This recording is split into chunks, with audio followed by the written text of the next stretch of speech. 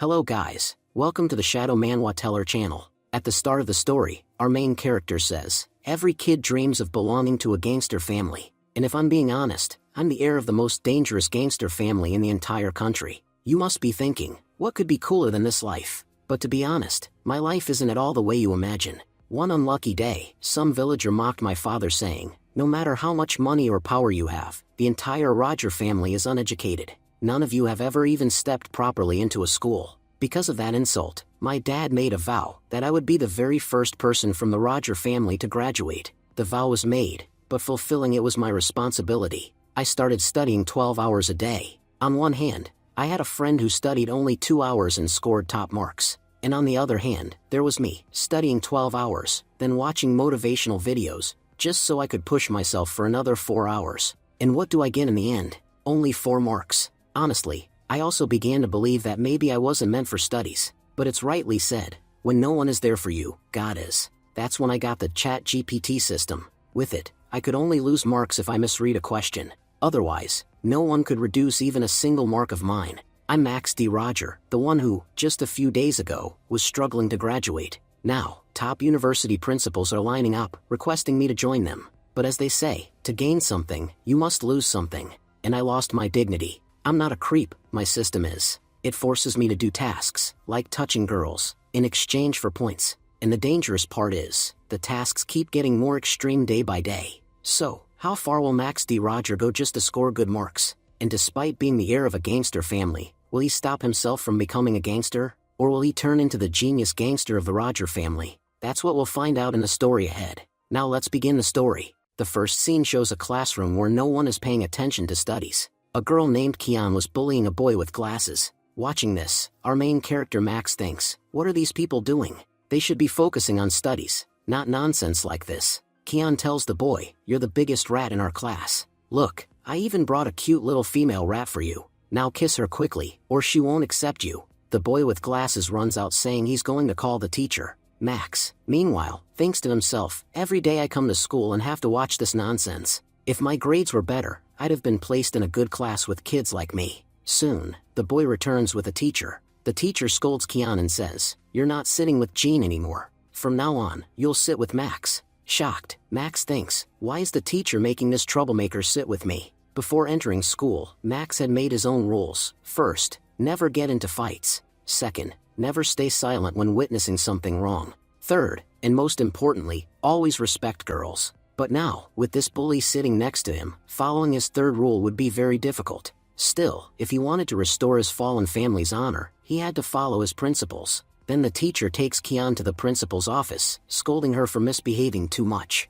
When she returns, she looks furious. Max worries, she looks really angry. What if she bullies me now? Should I defend myself, or let her go since she's a girl? At that moment, Max's best friend Finn comes over and says, wow, Max, you are so lucky. A really cute girl is sitting beside you now. Your school life is about to get way better. Max replies, I'm not like you, my friend. I don't fool around with girls. And remember, Max D. Roger has a principle, never bother girls without reason. Then Zia joins in, saying, Finn, Max is right. Sure, his grades aren't the best, but everyone in school knows he's the most disciplined. Not like you, who keeps staring at girls and thinking about fights. Finn protests, hey, I'm not as bad as you two make me out to be. Later, Finn drags Max to the toilet and says, come on, Zia's not here now. Tell me the truth, you're actually happy about sitting next to Kian, right? Max answers seriously, Finn, you know everything about my family. Still, you keep teasing me. Nobody in my Roger family has ever graduated. All my uncles were once feared gangsters. And my ancestors, their stories are even more terrifying. Some of them have even been legendary gangsters and pirate kings. But my father gave up that life. He wanted to live as a normal man. Yet even in his office, someone mocked him, saying, no Roger has ever graduated. That insult became my burden.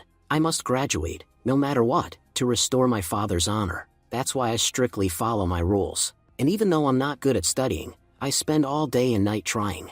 Laughing, Finn says, your family is really strange. Normal people like us live ordinary lives but dream of belonging to powerful families, like pirate kings or mafia clans. And then there's you and your dad, who actually belong to a gangster family but want nothing more than a normal life. My friend, now that the bully sits beside you, let's see how you follow your precious rules. Max goes back to class. Kian, irritated, snaps at him, "Stop scratching your head, it's annoying me." Max thinks, "This girl is really awful, but I'm a good person, that's why I won't talk back to her." Then Kian draws a line on the desk and says, "Don't cross this line." Max sighs internally, sitting next to her is honestly unbearable. A little later, some bullies from another class enter. They confront Jean, the boy with glasses, and say, "So you're the coward who dared to complain about Kian to the teacher? You actually had the guts to go against her? You're not escaping today." Just then, Max steps forward and says, "I'm Kian's desk mate. Tell me, what's your problem with me?" The bullies prepare to attack Max, but before they can, Zia steps between them and says,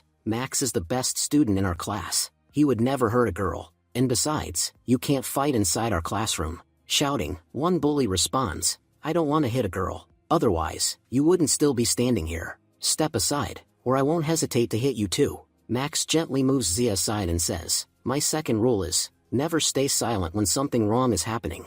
And my third rule is, respecting girls always comes first. You've just broken both of them. That means it's time to break you." The bully sneers, trying to play the hero. "Ha, don't you know Kian is my girlfriend? Anyone who bullies her, I won't let them go. Good thing you moved that girl out of the way, or one punch from me would have swollen her face." Before he can finish, Max charges forward and floors the bully with a single kick. The bully's friend gasps, "Brother Mao is one of the top fighters. How did he lose to this guy?" Mao himself snarls, "You bastard. Do you even know who I am?" Max doesn't back down. He slaps Mao across the face repeatedly and says, "I don't care who you are. I don't care who your father is, or what your family name is. What matters is that you had the guts to insult my friend. I try so hard to control my anger and follow my first rule, never fight. But when I'm already frustrated with studies, and then idiots like you start running your mouth, I get anger issues. And when I get angry, all rules go to hell." Max then smashes a chair over Mao's head. One of Mao's underlings attacks Max from behind,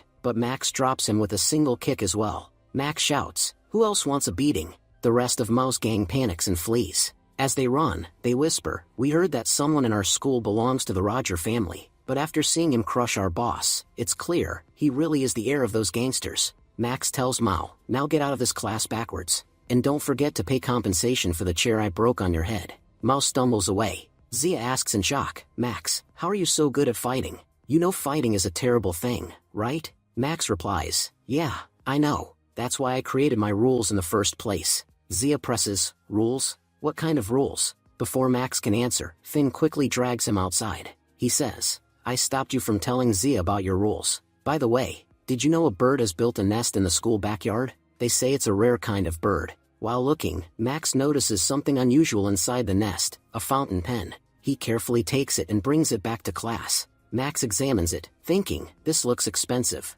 The bird must have mistaken it for food and carried it here. Maybe if I use this pen, my handwriting will improve, and the teacher might give me extra marks." But when he tries to write with it, the pen pierces into his hand. Startled, Max looks around, but everyone's reactions are completely normal, as if they didn't see anything. He wonders, did no one notice that pen sink into my hand? Maybe I just imagined it. Zia asks, "Are you okay, Max? You look pale." Max forces a smile, "I'm fine. Nothing happened." Inside, he thinks, maybe it really was just an illusion. At that moment, the English teacher enters and says, "Today will be my last English class with you all. From now on, a new female teacher will take over. Since your university entrance exams are approaching, we must prepare properly. To check your current level, I'll be giving you a test today." Handing out papers, Zia again looks at Max and says, "Max, are you really okay? Your face looks so pale." Max insists, "I'm fine, really." But in his mind, he's still troubled. Was that pen truly an illusion?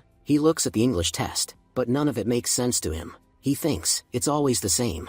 No matter how hard I try, I never score more than 4 marks in English. And now again, I can't understand a single question. Just then, his system appears before him. The system speaks, "Our host's name is Max D. Roger, and currently he has 36 energy points." Max wonders, what is this voice? Is it because of that fountain pen that I'm suddenly able to see and hear these things? Just then, the teacher comes over and asks, "Max, are you okay? If you're not feeling well, you don't have to take the test." Max replies, "No teacher, I'm fine." The system speaks again, "Host, would you like to use our ChatGPT function? Activating it will cost you 3 energy points." Max was shocked. ChatGPT? What's going on? Well, I'll try it once. Anyway, I have 36 points. Suddenly, the ChatGPT function activates. The system tells him, the answer to the first question is C. Surprised, Max thinks, it's really working just like ChatGPT. It's actually giving me answers to the questions. Meanwhile, the teacher watches Max filling in answers and thinks, he just marked that question correctly. Looks like he was really focusing on it. Honestly, I've never seen Max this hardworking before. His results have never been good, but he's never lacked effort. The problem is, studying isn't in his genes. Gangsters and academics are worlds apart. But maybe now, his hard work is finally paying off. Before leaving, the teacher says, do your test properly, Max. Max thinks, I finished all the multiple choice questions in just a short time. Now I just need to write the long answers. The system then starts giving him answers for every long question as well. Max was amazed. It's not just giving me one answer, it's showing me multiple ways to answer the same question. For the first time in my life, I feel what it's like to actually know everything in an exam. The teacher announces, time's up. Everyone, hand in your papers. Later, when checking papers in the staff room, the teacher was shocked. There's a huge improvement in Max's results. Meanwhile, in the classroom, the students were discussing their upcoming class trip. Since after the entrance exam, we'll all be going to different universities. This will be our last trip together. So we need to pick a really special place. Everyone starts suggesting locations. Kian interrupts, you guys are so childish. At our age, who still thinks about trips? Finn teases her, no, Kian, you're just too busy with your packed schedule. Dating one guy today, another tomorrow. We're not like you. Angrily, Kian shouts, how dare you talk nonsense about me? Finn said, I don't know how you trick boys, but I do know you're cheating on my brother. Honestly, having you in our class makes it awkward for all the guys. Hearing this, the whole class bursts out laughing. Kian and Finn's argument becomes heated. Max intervenes, Finn, stop showing off here, or else I'll beat you up. Finn smirks, fine, since you said so, I'll let it go. Otherwise, I'd never have spared her. Zia quietly thinks, Max looks really different today. Normally, he's just handsome. But right now, he looks especially charming. Max looks up and their eyes meet. Embarrassed, Zia blushes and thinks, I was staring at him, what must he be thinking about me? Kian, watching all this, gets irritated. Ugh, these two lovebirds are driving me crazy. I've heard Max is always disciplined. Today, I'll break his discipline myself. Saying this, she touches Max's hand. Max thinks, this morning she was scolding me not to cross the desk line, and now she's the one touching me? Kian smirks, that was just my first move. Now that I know this bothers you, my next move will be so extreme that you won't be able to handle it. She unzips her jacket slightly and deliberately drops her pen on the floor, bending down to pick it up. Max looks at her and suddenly gets a nosebleed. He thinks, what on earth is this girl trying to do? Kian grins, the fish has taken the bait. She then places her hand over Max and says, the pen fell pretty far down. Max quickly removes her hand and says, take your hand off me. Now, the system speaks, host, your target is not pure. Therefore, you will not receive any energy points. Max was confused, what? I won't get energy. What exactly does the system mean? Kian smirks again, so, where are you planning to let go of my hand? Max thinks, from using the system, I've learned that I need energy points to activate ChatGPT. And maybe, I can only earn those points by touching girls. But when I touched Kian, I didn't get any energy. Looks like I'll have to test this with another girl. He reasons further, if that's true, then getting into university with the system will be easy. But the price is, I have to touch girls. Should I try just once more? What harm is there in a single touch? But then he grabs his head and scolds himself. What am I even thinking? I always hated guys who touch girls without reason. And now I'm acting just like those scumbags. I despise this kind of behavior. Kian notices his expression and says, what happened? From your face, it looks like you've seen through something. Max replies firmly, mind your own business. My focus is only on studies. Kian laughs, this is the first time I've seen a boy blush while looking at books. Meanwhile, Finn has been watching everything happening between Max and Kian.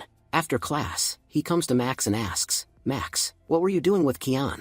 Before Max can answer, Zia turns around and asks, was Max really doing something? Max quickly replies, he's talking nonsense. Her pen fell, and I was just picking it up for her. That's all. He's just spouting rubbish again, Zia says. Finn, when will you finally change? You're always doing useless things just to cause trouble for our class. Finn replies, well, technically speaking, he comes from a gangster family. So really, what worse habits could I even teach him? Zia defends Max. Even if his family is full of gangsters, he himself is a really good person. Even though Kian sits with Max, your eyes are always on Kian. I wish she sat next to you instead, so she could bully you instead of him. Finn smirks and says, you know, Zia, People say that girls don't speak up for boys unless they actually like them. Don't tell me my dear friend Max has started to win your heart? Hearing this, Zia starts blushing. Max, annoyed, thinks to himself, what nonsense is this idiot talking about now? Embarrassed, Zia quickly runs out of the classroom. Finn laughs. Max, your life is about to get really interesting. You can try to act innocent all you want, but I clearly saw Kian trying to pull some tricks with you earlier. And now, I can see perfectly well that the top beauty of our class, Zia, also likes you. Unless, could it be that your gangster family practices black magic, and you're using it to trap her? Max angrily snaps. Keep your dirty thoughts to yourself. My mind isn't as filthy as yours. Then Max thinks to himself, up until now, I've never once touched Zia. If I touch her, will I also gain energy points? Just then, Zia comes back into the classroom. To tease her, Finn loudly says, oh look, my sister-in-law is back. Zia gets even more furious than before. Max sighs. This fool is just making things harder for me. Now Zia won't even want to talk to me. And if she won't talk to me, how am I supposed to touch her? At that moment, the class vice president approaches Zia and asks, Zia, do you know how to solve this question? Max thinks, this is my chance. Alright, ChatGPT system, show me what you've got. The system takes 2 energy points and replies. The answer is C. Zia looks at the question and says, in my opinion, the answer should be A. But Max interrupts, no, the answer is C. The vice president, Shinli, scoffs. Max, who asked for your opinion? Have you ever scored more than 4 extra marks on your math papers? This is a problem even I couldn't solve, so what makes you think you can solve it? Zia defends Max. Shinli, you shouldn't make fun of someone who's at least working hard. At the very least, he's trying. Then she turns to Max and says kindly, please don't take Shinli's words to heart. Max thinks, due to all these matters, Zia has forgotten what Finn had said. He then hands her a paper. Zia asks, Max, what is this?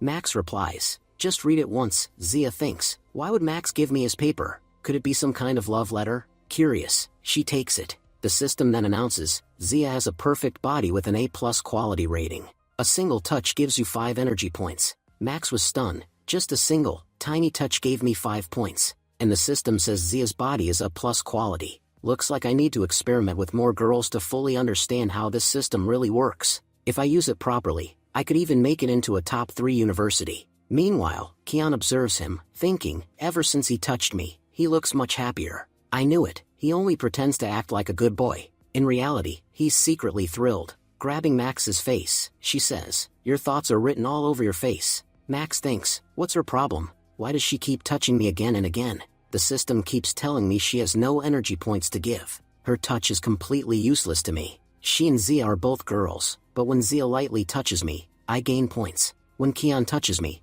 I get nothing. Kian smirks. On one hand, you tell me to stay away from you, but on the other hand, you're holding my hand so tightly. Max remembers, the first time the system gave me points, it mentioned purity. Maybe I only gain energy from girls whose bodies are still pure. If a girl like Kian has been with countless guys, then I won't gain anything from her. That means it's best to keep her far away. Max firmly says, look, I respect girls, but that doesn't mean you can just do whatever you want with me. Next time, don't even bring your hand close to me. Kian laughs. I've seen plenty of tough guys who act strong at first, but deep down they're really shy. And I know you're no different. Meanwhile, Zia was thinking, maybe Max gave me a love letter. But when she opens the paper, inside is the step-by-step solution to the question Shinli had asked her. Zia asks Max, did you really solve this question by yourself? Max replies, yes. Before, none of you trusted me. That's why I solved it properly, step by step, to show you how the answer is C. Zia, surprised, asks, but how did you manage to do it? Max smiles and says, when the class president takes such good care of me, of course I have to improve. You could even say that a big part of my growth is thanks to you. Hearing his words, Zia can't help but smile. No, it's not luck. It's your hard work. You've done well. Max replied, honestly, just sitting next to you makes my brain work faster. I don't know why, but everything around me starts to feel so beautiful. Blushing, Zia said, lately your jokes aren't cute at all. It feels like you're being influenced by Finn. Meanwhile, Kian thought to herself, I'm definitely going to separate these two lovebirds, she said. Max, your dream is to join the university, right? And Zia always tells you that you can do it. But honestly, a good friend isn't the one who gives you false hope. You'll never be able to join the university. Zia is just lying to you. Zia quickly responded, Kian, don't talk nonsense. Max is working really hard, and I'm sure he'll do well. Max thought, the atmosphere was so good, but this lizard ruined everything. Standing up, Max said, Kian, your dad isn't paying my school fees, is he? She snapped. Why would my dad pay your school fees? Max replied, exactly. Then why are you so bothered about my studies and my scores? Just mind your own business, Kian said. Say whatever you want, but the English test results are about to come out. We'll see then if you're capable enough to join the university. Half the time you didn't even focus, and you finished the whole paper in just 20 minutes. I don't think you'll even beat your previous best score of 4 marks. Max confidently said. I guarantee I'll score not 4, but over 145 marks this time. And since you insulted Zia, if I really score 145 plus, you'll have to apologize to her in front of the whole class. Kian smirked. Fine, I agree. Because neither will you score 145, nor will I ever have to apologize. You getting 145 marks is as impossible as me becoming a billionaire overnight. But tell me, if you don't score 145 plus, what will you do? Max replied. Whatever you say, I'll do it. Kian said. Boys rarely get down on their knees. So, if you fail, you'll kneel in front of the whole class and say that Kian is the most beautiful girl here. Max agreed. Alright, I'm ready, Zia whispered to Max. Don't take such silly bets. But Max assured her, don't worry, nothing will go wrong. When Max held Zia's hand, his system notified him, you gained 3 energy points. Max thought, last time I got 5 points from the same touch. So it seems the points aren't always the same. Just then, Shinli said, class is about to start. Everyone take your seats. And Max, you have nothing better to do all day. Your own scores are terrible, and now you're disturbing the whole class so that others perform badly too? Max muttered, Rat, my mind isn't in the mood. Get lost before I beat you up. He thought, I really need to earn more energy points. This ChatGPT system I have feels incredible, like it has many hidden features, but with so few points, I can't unlock any of them. After class, Max thought, since morning, all I've been thinking about is energy points. I can't even concentrate on studying anymore. Just then, a boy came and said, the English teacher has called you. Zia worried. Did they find out about our bet? Max shook his head. No way. They must have called me about the test results. When Max entered the teacher's office, he saw a very pretty girl. He thought, does such a beautiful girl really study in our school? I've never seen her before. And her figure, wow. The girl asked, who are you here to see? Max replied, I'm Max D. Roger. The English teacher called me. Just then, the teacher said, my name is Tianjia. The English teacher asked me to be here. Tianjia thought, this boy, who never scored more than 4 marks in English, suddenly scored 148. As the new English teacher, I need to confirm whether this score is real or if he cheated. Max looked at her and said, Tianjia, you're so beautiful. I don't even know which class you're from. I've never seen you before in school. Tianjia replied, you'll soon know who I am and why you haven't seen me until now. Anyway, you were called here to get your test results. Seeing his 148 marks, Max was overjoyed. But Tianjia said, you scored these marks randomly. Until now, you never performed this well in any test. That's why the English teacher prepared a recheck. Can you solve this paper right in front of me? Max smiled. I'd be very happy to. He activated his ChatGPT system and began solving quickly. Watching his speed, Tianjia was shocked and leaned in close to him by accident. When Max looked up, their faces were so near that they accidentally kissed. Stepping back, Max said, I'm sorry. I didn't do it on purpose.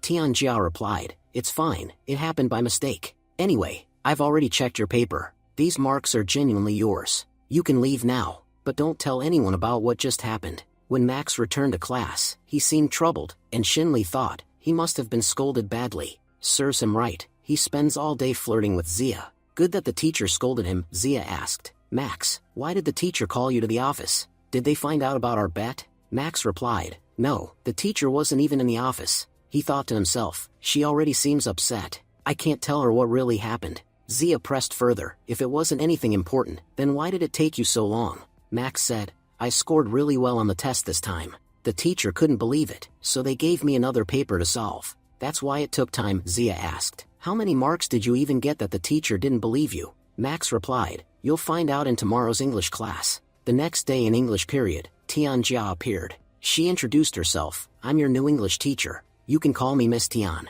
Until your university entrance exams are over, I'll be handling your classes. All the boys whispered excitedly, this teacher is so pretty. Max, shocked, thought, the girl I kissed yesterday, she's our teacher? Wait, no, maybe their names are just similar. The girl I kissed was definitely a student. She can't be the same person. Their faces might look alike, but they can't be the same. Miss Tian continued, yesterday, you had a test. I have the results with me. I'll announce the names. Come collect your papers. After getting her paper, Kian smirked. If anyone has a mat, give it to Max. He'll be so embarrassed kneeling on the floor. Miss Tian said firmly, quiet. Now, I'll announce who topped the class. This time, the top scorer in English is Max, with 150 out of 148 marks. Everyone was stunned. Kian shouted, Miss, you must have checked it wrong. His marks can only be 1, or maybe 4. Max could never score 148. Miss Tian replied, you're right, Max had never scored this high before. That's why even we doubted it.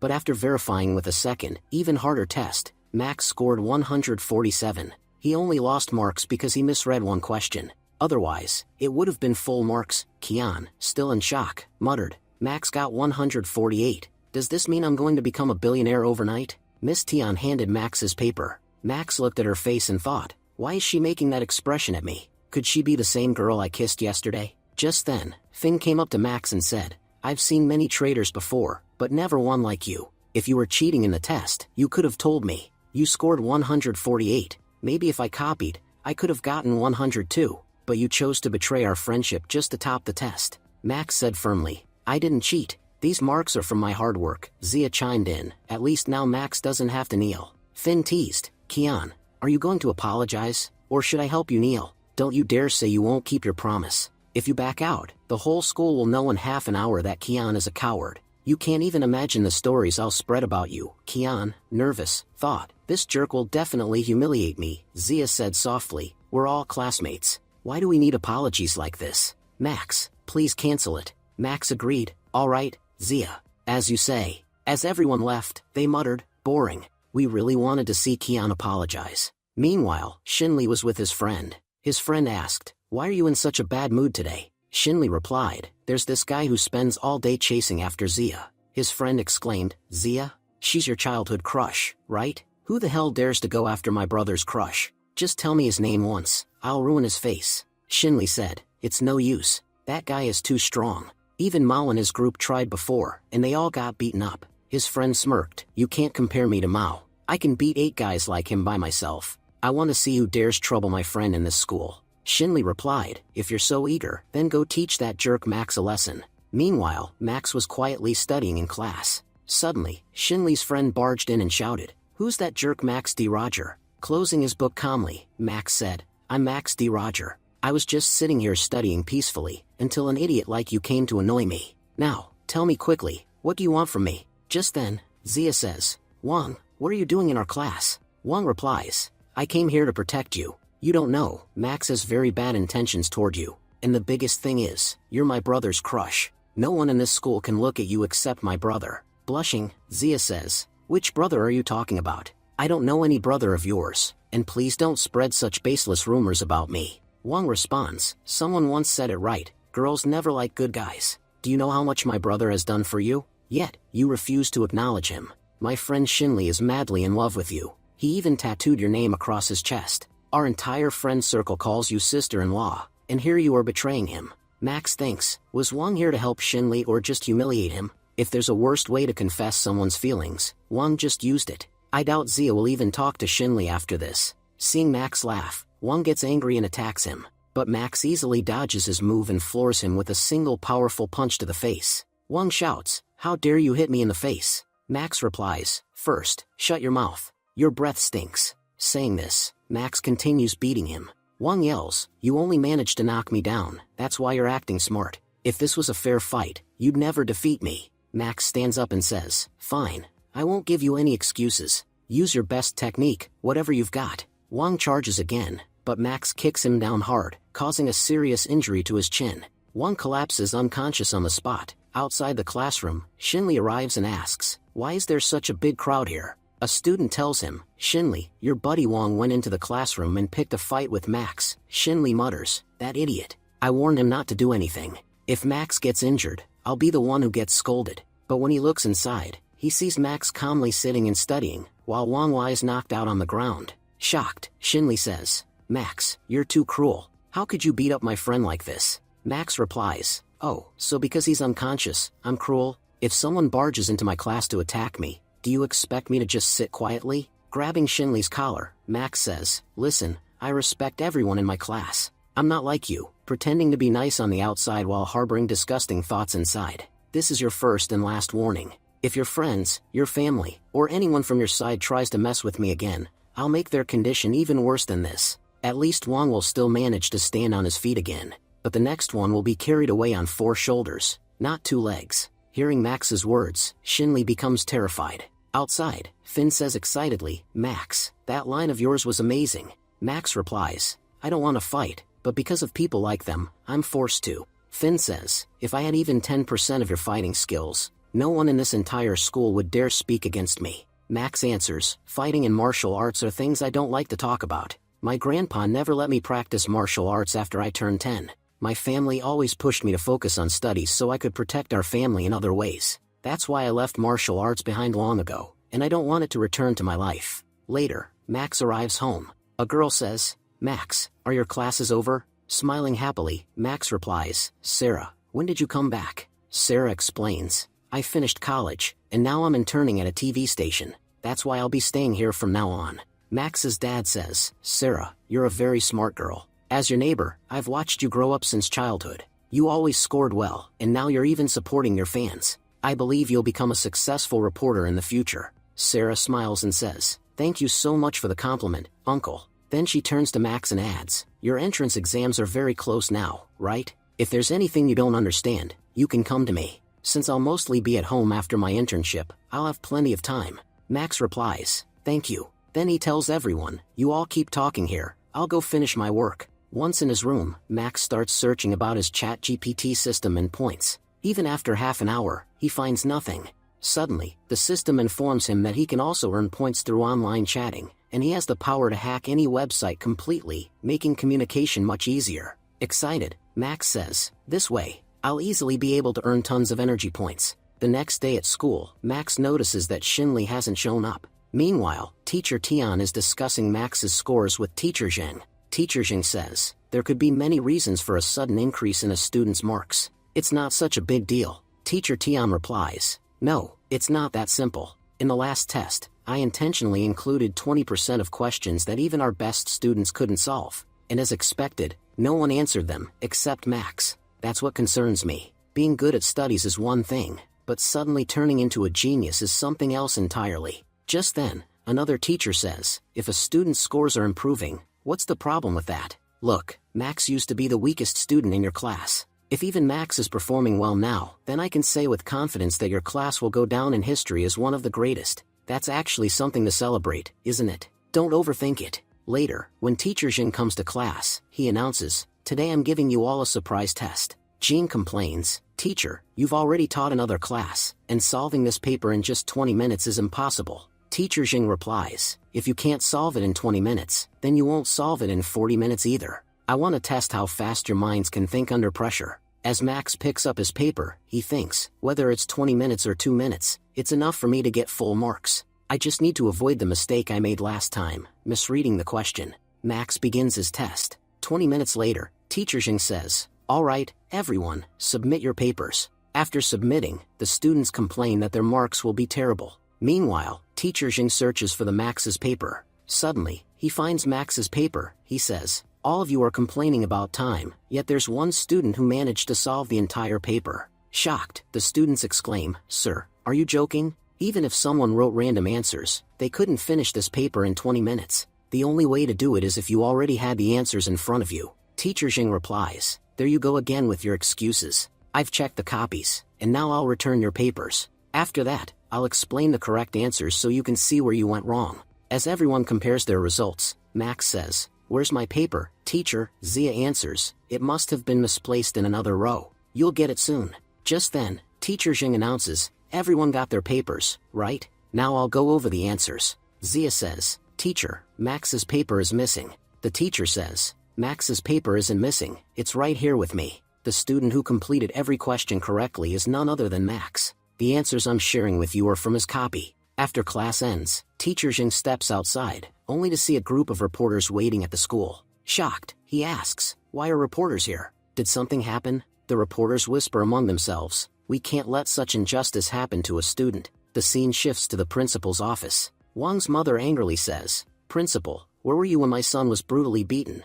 Because of that, my son is now in a coma. I understand kids fight sometimes, But beating someone to the point of a coma, how can that be allowed? The principal tries to calm her. Madam, we don't know anything about this matter yet. Please calm down. Let me first investigate, then I'll speak. Wang's mother turns to the journalists. Did you see how this school behaves? You must help us get justice. One of the reporters turns out to be none other than Sarah. She says, no matter what, we can't let a child suffer injustice. We'll record everything and make sure the entire country sees this. The principal snaps, this is my school, not your father's park where you can record as you please. Until I say so, no recording will happen. Sarah retorts, you cannot silence a reporter's voice. If you stop us from recording, we'll call the police. The principal thinks, this reporter is getting out of hand. If this wasn't about my school's reputation, I'd have already taught her a lesson. Then he says aloud, bring the student from class 12, Max D. Roger. Shocked, Sarah blurts, was it Max who beat Wang? As far as I know, there's only one person in this entire city with the surname Roger. Could it really be my neighbor Max? Meanwhile, Max asks his teacher, why is the principal calling me to his office? The teacher replies, a very serious issue has come up. Apparently, the fight you had with Wang yesterday was reported by his mother. Be prepared, you might face a lot of questions. When Max enters the office, he says calmly, yes, principal, what's the matter? Sarah gasps, Max, what are you doing here? Max smirks, that's my question, isn't it? Because this is my school. Tearfully, Sarah says, today is my first day on the job, my first interview as a reporter, and the person I'm supposed to blame is you. How can I do this? Suddenly, Wang's mother yells, how can you not? You must do this job. Sarah protests, but he's my neighbor. I know him well, and I can guarantee Max would never do such a thing. Wang's mother shouts, so you're calling me a liar? I've given your TV station a lot of money. You have to do this interview. And principal, why are you staying silent? This boy tried to kill my son. Don't just let him go because he's a student. Max interrupts, stop shouting, you're hurting my ears. Look, I know your son didn't fall into a coma just because he lost a fight with me. You're a greedy woman who's clearly here to demand money. So hurry up and stretch out your hands. Wang's mother snaps, you're so arrogant, and your way of speaking is awful. But yes, since my son is in a coma, we'll need compensation. Max asks bluntly, how much do you want? Wang's mother replies, we want 1 million yuan. If we don't get the money, then principal, you'll have to expel this boy from school. Finally, the principal turns to Max and asks, Max, did you really beat Wang? Max says, I didn't beat him up. He came here just to get beaten. The principal replies, now, I can't protect you in this matter. You tell me, will you compensate them, or will you leave the school? Max responds, what do you mean by that? Did you even check once if Wang is actually in a coma or not? I'm not a coward like you, ready to hand over money without verifying the truth. Sarah interrupts, you're doing this completely wrong. As a school, it's your responsibility to stay neutral and investigate the matter properly. Instead, you've dumped all the blame onto one student. Wang's mother shouts, a rotten person's neighbor is also rotten. You saw my son's condition in the hospital, and yet you're still defending your neighbor? Max says calmly, I know exactly how I hit that donkey. I can guarantee he's faking the coma. And auntie, I can read it on your face. Greedy is written all over it. You're not here to seek justice. You're just trying to extort us. Do you really think I'm such a fool that I'll hand you money? The moment you came here, you threatened me with police and said you'd ruin my career. Let me tell you something. I belong to the Roger family, the biggest gangster family in the entire country. For my family, the police station is like a second home. Even today, when my dad goes to the police station, the police chief doesn't dare sit in his own chair. And you think you can scare me with threats of police? Just then, Max's father enters and says, you're absolutely right, son. The Roger family has no need to fear the police or their threats. Even today, whenever a new officer is transferred to the station, the first place he reports is not the station, it's to us. The principal, now nervous, says, you're the father of Max? Silver D. Roger? Silver D. Roger replies, amazing, isn't it? Even knowing my name, you dared to summon my son to your office. And instead of taking responsibility, you were putting the entire blame on him. To be honest, your school is completely worthless. Without proper investigation, you wouldn't have figured anything out. And this pig, this so-called coma patient, I just saw him walking around the back lane. So, I decided to finish what my son left incomplete. With only 4 punches from me, he woke up from his coma. Maybe with another 4, this pig will finally turn into a man. Wang's mother screams, who do you think you are? How dare you hit my son? If he doesn't receive treatment on time, his condition will only get worse. The principal finally snaps, Mrs. Wang, I've heard enough of your nonsense. Because of your useless son, we've already offended Silver D. Roger. A trash student like him is of no use to our school. Now that this matter is resolved, I expect you to take your son away and never show your face near this school again. Shaken, Wang's mother whispers, Silver D. Roger, who exactly is this man? The moment he entered, even the principal's entire attitude changed. Looks like we've messed with the wrong family this time. The principal bows slightly and says, Mr. Silver, please forgive us. Because of us, you had to come here personally, disturbing even your son's studies. The entrance exams are near, and we distracted him at this crucial time. Silver D. Roger laughs. Principal, are you joking? With the kind of scores my son has, how could he ever pass the entrance exam? The principal replies, Mr. Silver, perhaps you don't know, recently Max has been doing exceptionally well in studies. In English and literature, he's topping his class. If he continues like this, I can guarantee he will become the first graduate of your Roger family, and he'll erase the reputation of being uneducated from your household. Shocked, Silver D. Roger says, What? My son got first rank? Are your teachers sure? Were the papers even checked properly? How could my son possibly top? Looking at his pathetic scores before, I was convinced our family bloodline never cared for studies. The principal assures him, No, it's true. He's really improving a lot. Later, in the corridor, Silver D. Roger pulls Max aside and says, Listen, son, cheating isn't a good thing. But if you do know how to cheat, then at least use it in your university exams. That way, I'll at least gain some pride from your success. Max smiles bitterly. Dad, you sound just like my friend Finn. Why is it so hard to believe that I can genuinely get good ranks? Silver D. Roger shakes his head. It was always easier to believe you could beat someone into a coma than to believe you could come first in class. Since childhood, I've only seen you ranking last. But fine, if you really are improving, then that's good. The next day, we see Sarah standing at the bus stop. Her cameraman calls to tell her that because of some work, he won't be able to come. Which means today, she'll have to handle both the recording and the shooting all by herself. Sarah complains irritably, I'm a girl, how am I supposed to carry such a heavy camera? Just then, Max arrives and asks, Sarah, what happened? Why do you look so troubled? Sarah explains, I had to conduct an interview today, but my cameraman couldn't come. That means I'll have to handle both the reporting and the shooting by myself. Max replies, How will you manage such a heavy camera alone? Fine, I'll be your cameraman for today. Sarah hesitates. But what about your school? Max smiles. Didn't you hear what the principal said? These days I'm doing really well in my studies. I'll easily get into a top university. Sarah says. But yesterday Uncle was right. Cheating is never a good thing. Max, frustrated, shouts, How do I make you believe that I'm not cheating? In his mind, Max thinks, though technically, I am using the system to look up answers and write them down. Does that count as cheating? As the bus arrives, both of them get on. Max thinks again. I earn quite a lot of points through Sarah, but she's so innocent that I feel guilty earning points from her. Still, I can't deny it. She's the only girl I've been this close to. Suddenly, the driver slams the brakes hard. Sarah is thrown forward and falls straight into Max's arms. The system notifies, Sarah's body is ranked AAA. You have earned 13 points. Sarah blushes and says, Thank you for saving me. Max thinks, actually, there are so many people on this bus. Just by brushing against random girls, I could earn a lot of points. But isn't that the same thing creeps do, trying to touch girls deliberately in buses? No, I'm different. I'm only doing this to earn energy points. When they step off the bus, Max reflects, even though I used to score badly before, at least I was still a gentleman.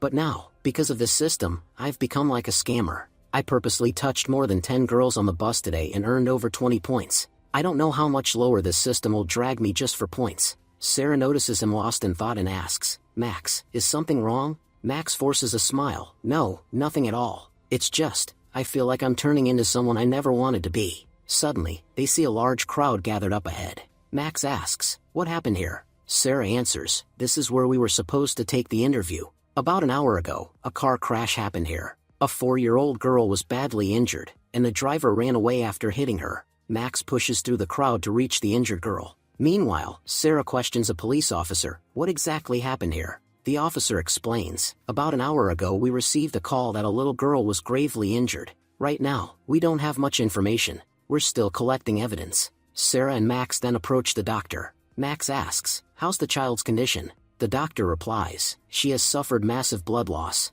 On top of that, her blood type is O negative, which is very rare. Unfortunately, our blood bank doesn't have it in stock. We haven't been able to contact her parents either. If they were here, maybe one of them would be a match. But if we don't get blood within the next hour, her life will be in serious danger. He turns to the officers, You need to find her parents quickly. Sarah clasps her hands and whispers, I just pray they find her parents soon. Otherwise, I don't know how this little girl will survive. Max thinks, every person has a unique body scent. If we had search dogs here, maybe they could find her parents. Just then, the system speaks. I'm also very good at tracking scents. If you give me 10 energy points, you'll gain the ability to locate anyone for 30 minutes. Max was shocked. I can actually find anyone. I thought this system only helped me with studies, but now I see it can even control technology and track people. This could be a huge help. He gives up 10 points and activates the system. The system reports, we've detected a matching scent from building number 12, room 2001. Max immediately informs the police. Her parents are most likely in building 12, room 2001. Sarah asks, Max, how do you know that? Max replies, I'll explain later. But the officer scoffs, kid, don't waste our time with nonsense. A child's life is at stake. We can't just act on random guesses. Max insists, this is about a child's life. Do you really think I'd joke right now? I'll take full responsibility. Send one officer with me. I guarantee we'll find the parents there. Impressed by Max's confidence, one officer agrees and accompanies him. They reach room 2001 and knock on the door. An annoyed woman opens it, saying, are you crazy? Who knocks so loudly? But when she sees the police officer, she panics. We're just playing cards here. We're not gambling. The officer replies, we're not here for your gambling. A 4-year-old girl was in an accident nearby. We're looking for her family. Do any of you have a 4-year-old child? One woman, still holding her cards, says, my daughter is 4 years old. She goes to the kindergarten nearby. Which child are you talking about? Can you show me a photo? Max shows her the injured girl's photo. The woman breaks into tears. That's my daughter, Lulu. Where is she right now? Max glares at her and says, stop pretending to care. Your child's life is in grave danger. She urgently needs O-negative blood. The woman sobs, my blood type is O-negative. Please, take me to my child. Forgive me for not taking care of her, but I need to be with her. Just then, a man interrupts, at least finish the game before you go. It's not like your daughter will die in the next 15 minutes. Furious, Max shouts, how disgusting can you be? A 4-year-old girl's life is on the line, and all you care about is your card game. You should be thankful I have to take this lady to her daughter right now. Otherwise, I'd break you so badly today that you'd never dare to gamble again in your life. Finally, the mother was taken to the hospital in time and donated her blood, which saved Lulu's life. She tearfully said, thank you so much, officer, for saving my child. The officer replied, don't thank me. Thank this boy. If he hadn't given us the lead to your location, we would have never found you. The officer then informed his chief that the child's parents had been found. The chief said, make sure to thank that boy. He solved our biggest problem. But because of the media, this case has spread across the country. Unfortunately, we still have no clue who caused the accident. Later, the chief was called to the director's office. The director said, we're under a lot of pressure. Have you found any leads yet? The chief replied, I'm sorry, director. We still haven't found anything. We're collecting evidence, but since there were no cameras in that area, it's becoming very difficult. Just then, the doctor called the chief and said, you all did a great job. If you hadn't sent the child's mother in time, we wouldn't have been able to save her. When the chief was about to mention that Max had been the one to find the mother, it suddenly struck him. How did Max find her so easily? After hanging up, he told the director, there's a boy who's unusually skilled at finding people.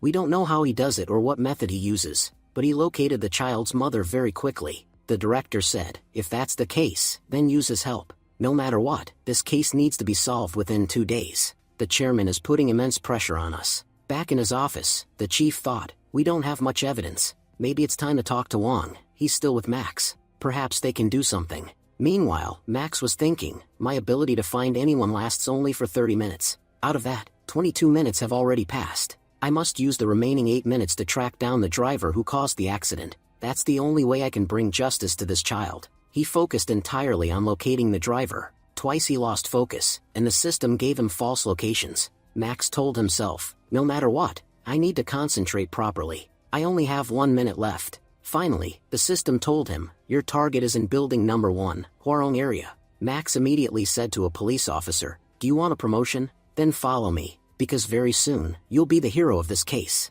The officer asked, what do you mean? Max replied, the driver who caused the accident is hiding in building 1, Hwarong area. We must hurry, or she'll escape. Soon, Max and Officer Wong arrived at the location. When they knocked on the gate, no one answered. Officer Wong warned, if you don't open the door, we'll break it down. Finally, a woman opened the door and said, officers, what are you looking for here? The officer replied, we received a report that a serious crime occurred in this house. A neighbor tipped us off, so we need to investigate. The woman nervously said, No, that's impossible. Nothing like that has happened here. And without a proper warrant, I won't let you enter my house. At that moment, Max pushed past her and entered the house. Inside, he saw the very same car that had been in the accident earlier. Max confronted her. How did your car get damaged? Don't tell me you ran over a 4-year-old girl and left her to die on the road. Is that why you didn't want to open the door? The officer said, Max, there's no point wasting time with her. Once she gets to the police station and we give her a proper interrogation, the truth will come out on its own. Suddenly, the woman tried to attack the officer and escape, but he swiftly caught her. Soon, the entire investigation team arrived. The chief later told Max, Thank you so much. Because of you, we solved the case. By the way, your neighbor mentioned you belong to the Roger family. At first, I wondered how you were able to find everyone's location so easily, but when I learned about your background, it made sense. The Roger family has such a vast network that uncovering information is child's play for them. And this is the first time the Roger family has actually used that power for something good. Max says, Yes, now we members of the Roger family have become very responsible. We're living our lives as good citizens. At the same time, Max thinks to himself, in this whole case, I lost 20 energy points. Then an officer gives Max's phone number and says, If you ever need help in life, make sure to call me. Later, during the investigation, it's revealed that the woman had deliberately caused Lulu's accident. The real reason was that Lulu's father had been having an affair with that woman for almost 3 years. He had even promised her marriage, but in the end, he refused only because of his daughter. For that reason, Lulu became a thorn in the woman's eyes. Day by day, because of Lulu, the woman felt her lover slipping away from her. So, she decided to remove Lulu from her path, but she failed in her attempt. After the entire case was wrapped up, Sarah said, My boss really praised me a lot because you solved this case. That's why we had exclusive photos. And you know what? Thanks to your help, my job in the company is now permanent. That's why I'm going to treat you. Later, they both go to a nice restaurant. Sarah asks Max, Do you have a girlfriend? If not, I can introduce you to one of my friends. Blushing, Max replies, A girlfriend? No, I don't have one yet. But then he suddenly remembers he needs points from the system and adds, If it were possible, I'd make a girl like you my girlfriend. Hearing this, Sarah blushes heavily and says, All right, today I'll let you taste some good beer. Max quickly replies, I'm still a kid. I can't drink beer. Sarah laughs and says, I forgot about that. Then she starts drinking alone, and after a while, she gets very drunk. Tipsy, Sarah says, Max, I must admit, you're really cute. The system informs Max, because Sarah touched you, you gained 8 energy points. Later, Max drops Sarah safely at her house. He tells Uncle, Sarah covered a very big case today. To celebrate, she ended up drinking a lot. Uncle replies, Thank you, Max. Honestly, this girl never takes care of herself. She drank so much without even thinking who would take her home safely. Good thing you were with her, otherwise these days, boys aren't that trustworthy.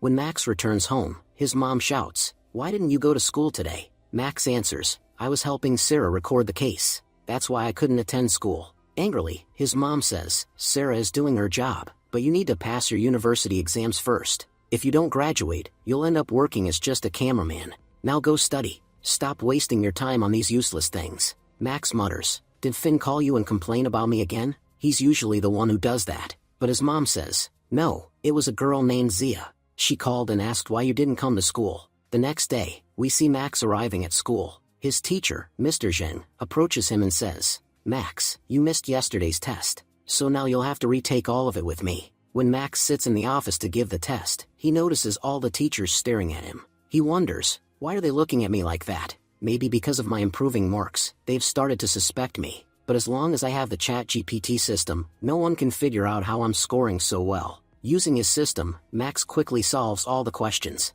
Seeing his incredible speed, the teachers are shocked. While solving, Max says, This paper was so easy, I solved it in no time. Meanwhile, Teacher Zheng thinks, this isn't even the same paper the other students took yesterday. This one is so difficult that even graduates would struggle. But this boy solved the entire paper in just 45 minutes, and as far as I can see, every answer is correct. Delighted, Teacher Zheng says, All right, Max, go back to your class and continue studying.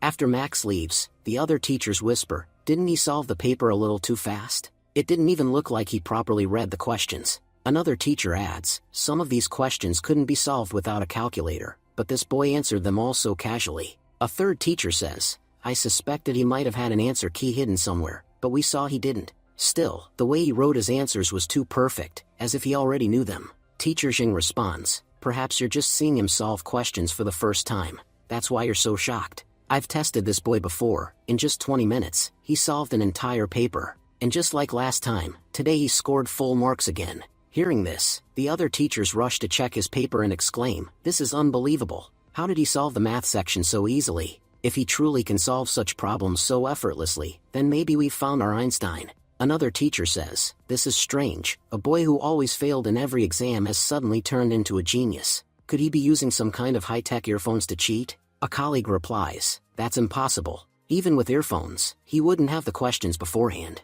Teacher Jin concludes, there's nothing suspicious here. I believe our school will go very far because of him. I guarantee this boy has a very bright future. When Max enters his math class, he notices Shinli trying to solve problems on the board. Max was thinking, this idiot always brings tough questions, solves them on the board, and then shows off. Shinli said, you know what the teacher said? If we solve this question, nothing can stop us from topping the entrance exam. Jean replied, Shinli, you're solving trigonometry on the board. How can you even expect us to solve such a hard question? Look, I know you love showing off, but this question is way beyond your level. Zia also added, there's no point wasting our brains on this question. Max interrupted, don't give him advice. Haven't you heard the saying, even if a king is ruined, his pride doesn't fade? That saying was made for him. Just then, Shinli said, you guys know, for our friend Max, all questions are the same. Whether it's 2 plus 2 or trigonometry, he won't be able to solve either. And you know what? In his Roger family's bloodline, the concept of studying doesn't even exist. His fate has only one path written in it, becoming a gangster. Max stood up and said, so in your bloodline there was education, right? But even you can't solve this question.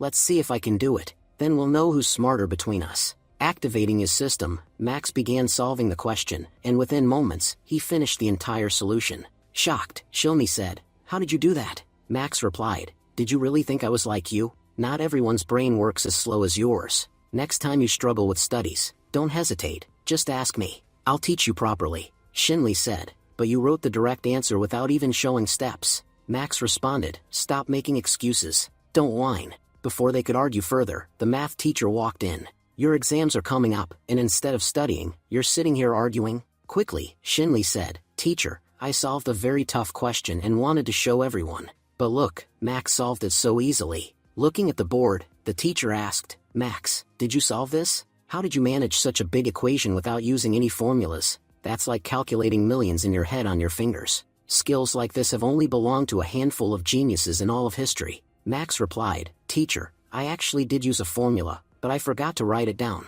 The teacher said, all right then, go back to your seat. Max thought to himself, the teachers are suspicious of me. Solving questions directly like this will only make them more suspicious. Next time, I'll solve step by step to avoid raising doubts. Meanwhile, sitting in class, Shinli thought, this bastard Max was already better than me in looks and fighting. On top of that, his surname and family background are way cooler than mine. The only thing I was ahead of him in was studies. But now, by cheating, he's gone far ahead of me. Even my friend Wang tried to teach him a lesson, but Max defeated him too. Now the time has come to change my approach. Even if I have to use dangerous methods, I will. Leaving class, Shinli called Brother Lu. Brother Lu asked, why did you call me? Shinli said, there's a guy in class who's been causing a lot of trouble. I want you to teach that bastard a lesson.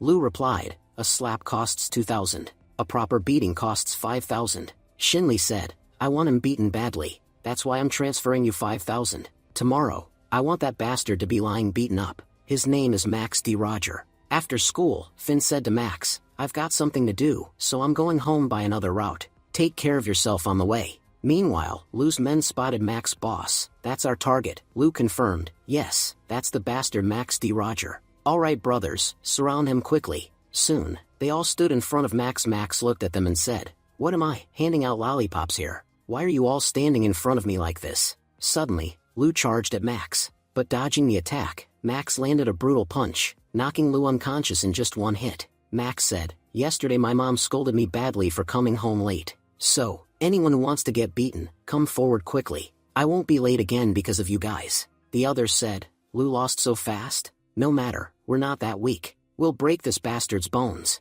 But Max started beating them all one by one. While fighting, Max thought, I need to limit my strength, otherwise people might get suspicious. Then one of them attacked Max again. Max thought, Grandpa, why didn't you let me practice martial arts after I turned 8? If you had, I wouldn't be taking even a single hit today. Suddenly, Ding approached Max and said, Kid, you're really good at fighting. But come on, take a few hits from us so we can complete our mission. If you resist too much, we'll break your arms and legs. Max replied, Until now I was going easy on you, but you mistook that for weakness. Now I understand, you guys are professional thugs. So from now on, I'll beat you professionally too. Ding shouted, Don't think knocking one of us out makes you Bruce Lee. You don't win fights with big talk. Saying that, Ding launched a dangerous attack. But Max caught his bat, grabbed him by the neck, and lifted him off the ground. The rest of the men attacked Max together, shouting, Hit him with the iron bats. But he's still not going down. Just then, Max started punching Ding in the face repeatedly. He kept hitting him until all of Ding's teeth were broken. Seeing the condition of their boss, the rest of the men became extremely frightened. But then, Lou and the others gathered their courage and stepped forward to attack. Picking up a pipe, Max said, Now this will be fun. You guys enjoyed hitting me with an iron pipe, right? Now feel for yourselves what it's like to be hit with one. Saying that, Max beat them all at once. As Ding tried to escape, he shouted, This bastard is a monster. But Max kicked him to the ground, grabbed him by the throat, and said, Tell me, who sent you to beat me up? Ding replied, There's a rule in our business. We can give up our lives, but we never reveal the name of the one who gave us the job. Hearing this, Max started slapping him and said, Looks like you've been watching too many movies. Finally, Ding broke down, Please stop hitting me. I really don't know who told us to attack you. My boss just told me that we had to beat you up. Max said coldly, Then go and tell your boss this. Never show his face in front of me again. If you people ever attack me a second time, know this. Today I'm sparing your lives, but next time I'll bury you right here. So think 100 times before you try again. Now take your friends and get out of here before the police arrive. I belong to the Roger family. I'll walk free, but you all are still young. Your future will be destroyed. Saying this, Max walked away. One of the thugs turned to Lou and asked, Now what do we do? Lou replied angrily, That bastard Shinley didn't tell us we'd be fighting such a tough guy. He told me it was just some nerd we had to rough up. Now, 5,000 will be spent just on our medical bills. Another thug said, One guy defeated all of us. If this news spreads, our reputation will be ruined. Lou smirked, I've got a good idea. This bastard Max is destined to be beaten. Whether it's us or our boss who does it, it doesn't matter. He then walked up to Ding and asked, Are you okay? Ding groaned, That bastard broke all my teeth. Lou replied, Good. Right now all of us are in terrible condition. Let's go straight to Master Liang. Once he sees how badly someone has beaten his men, he will definitely take revenge for us. The rest agreed, if Master Liang gets involved in this, that bastard Max won't be spared. Scene shifted, we see Master Liang collecting protection money. The shopkeeper pleaded, Business hasn't been good lately. Could you please reduce the protection fee a little? Liang replied, Mr. Zhao, your business runs because of people, and our business runs because of you. If you pay the protection fee, nothing will ever happen to your shop. But if you reduce the payment and another gang attacks, we might arrive late. And if in those few minutes your entire shop is destroyed, you'll suffer a huge loss. So pay up in full if you want to stay safe. Who knows, your shop might be gone before we even get there. Mr. Zhao pleaded again, Please, could you reduce it just a little? But Liang grabbed him by the collar and shouted, Baldy, I've been listening to your nonsense for too long. If you ask me to lower the price one more time, I'll kill you right here. Do you think this is a vegetable market where you can use bargaining skills on me? At that moment, Zhao's bodyguard stepped in. You can't attack our Mr. Zhao. What kind of thuggery is this? Isn't there any law here? Liang sneered. The rules here are me. The law here is me. You must be new in this area. That's why you don't know I'm the boss around here. Even if I kill you and bury you right here, the police can't do a thing. Terrified by his rage, Zhao begged, Please forgive us. I'll pay the full protection fee. Just spare this boy. Liang scoffed, If I spare him today, his courage will grow. That's why I must break it. Saying this, he delivered a brutal punch to the bodyguard, leaving him badly injured. Seeing this, Zhao panicked, I'll increase the protection fee 10 times. Just let me take my bodyguard away. Liang smirked, Now you're talking. If you'd agreed earlier, this poor guy wouldn't have been hurt. Just then, Qian began massaging Liang's shoulders, saying, Our brother Liang shouldn't get angry over such small matters. Liang replied, I don't like losing my temper either, but whenever it's about money, I can't control my anger. At that moment, Lu and his men arrived. Liang looked at their condition and asked, What the hell happened to you all? Lu said, Brother Liang, we were beaten badly. Liang frowned, looking at you, it seems you've been in a gang war. How many people attacked you? Lou lowered his head. It was just one guy. A normal high schooler. Furious, Leon shouted, for professional thugs, beaten up by one high school kid. And now you have the guts to come here and tell me this? Do you even get fed at home? Have you all become this weak? And if you thought you couldn't win, then why the hell did you even fight a high schooler in the first place? Lou quickly explained, Boss Leon, we had a reason. A close friend of mine called and asked for help. And you know, friendship always comes first. That's why I thought I'd teach that bastard a lesson. But I didn't know he'd turn out to be this strong. And do you know what he said while beating me up? He said, Boss Leon is the son of a dog, and all his men are just like kittens, weak and useless. Boss Leon said angrily, a mere high schooler dares to talk trash about us? Lou added, not only that, he beat Ding so badly that all of his teeth are broken. Leon asked, how much money did you take for this job? Lou answered, a total of 3,000 yuan.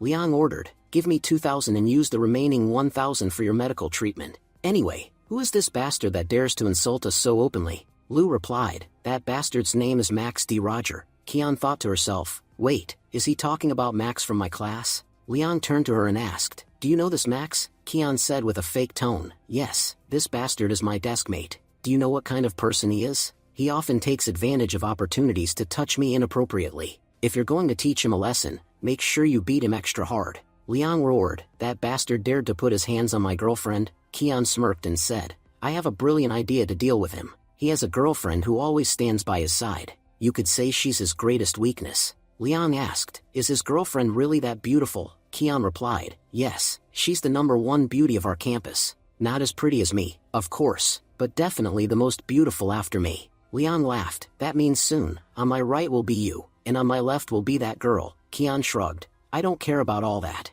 But first, teach that bastard Max a lesson. Do whatever you want with Zia afterwards. Meanwhile, we see Max muttering to himself, because of those bastards, my clothes are ruined. If I go home like this, Dad will know I was fighting, and that could trigger an unnecessary gang war in this city. I need to find a way to cover this up so Dad doesn't find out. Just then, Sarah appeared behind him and asked, what are you doing here? It's late. Why haven't you gone home yet? Seeing her, Max froze awkwardly. Sarah looked at him and said, you've been fighting, haven't you? And now you're worried about how to go home, because if your dad sees you like this, he'll scold you. Fine, I'll help you. Just keep your mouth shut and follow me. Max asked nervously, Sarah, where are we going? You're not tricking me into going back home, are you? But Sarah brought him to her own house. Max looked around and asked, where are Uncle and Aunt? I don't see them at home. Sarah explained, today was my cousin's wedding. They won't be coming back tonight. You sit here, I'll get the first aid kit. Max thought, so right now, it's just the two of us alone in the house. This might be a good chance to earn some points. Sarah began applying ointment on Max's face and said, take off your shirt. I need to check your body for injuries. While checking, Sarah suddenly kissed him.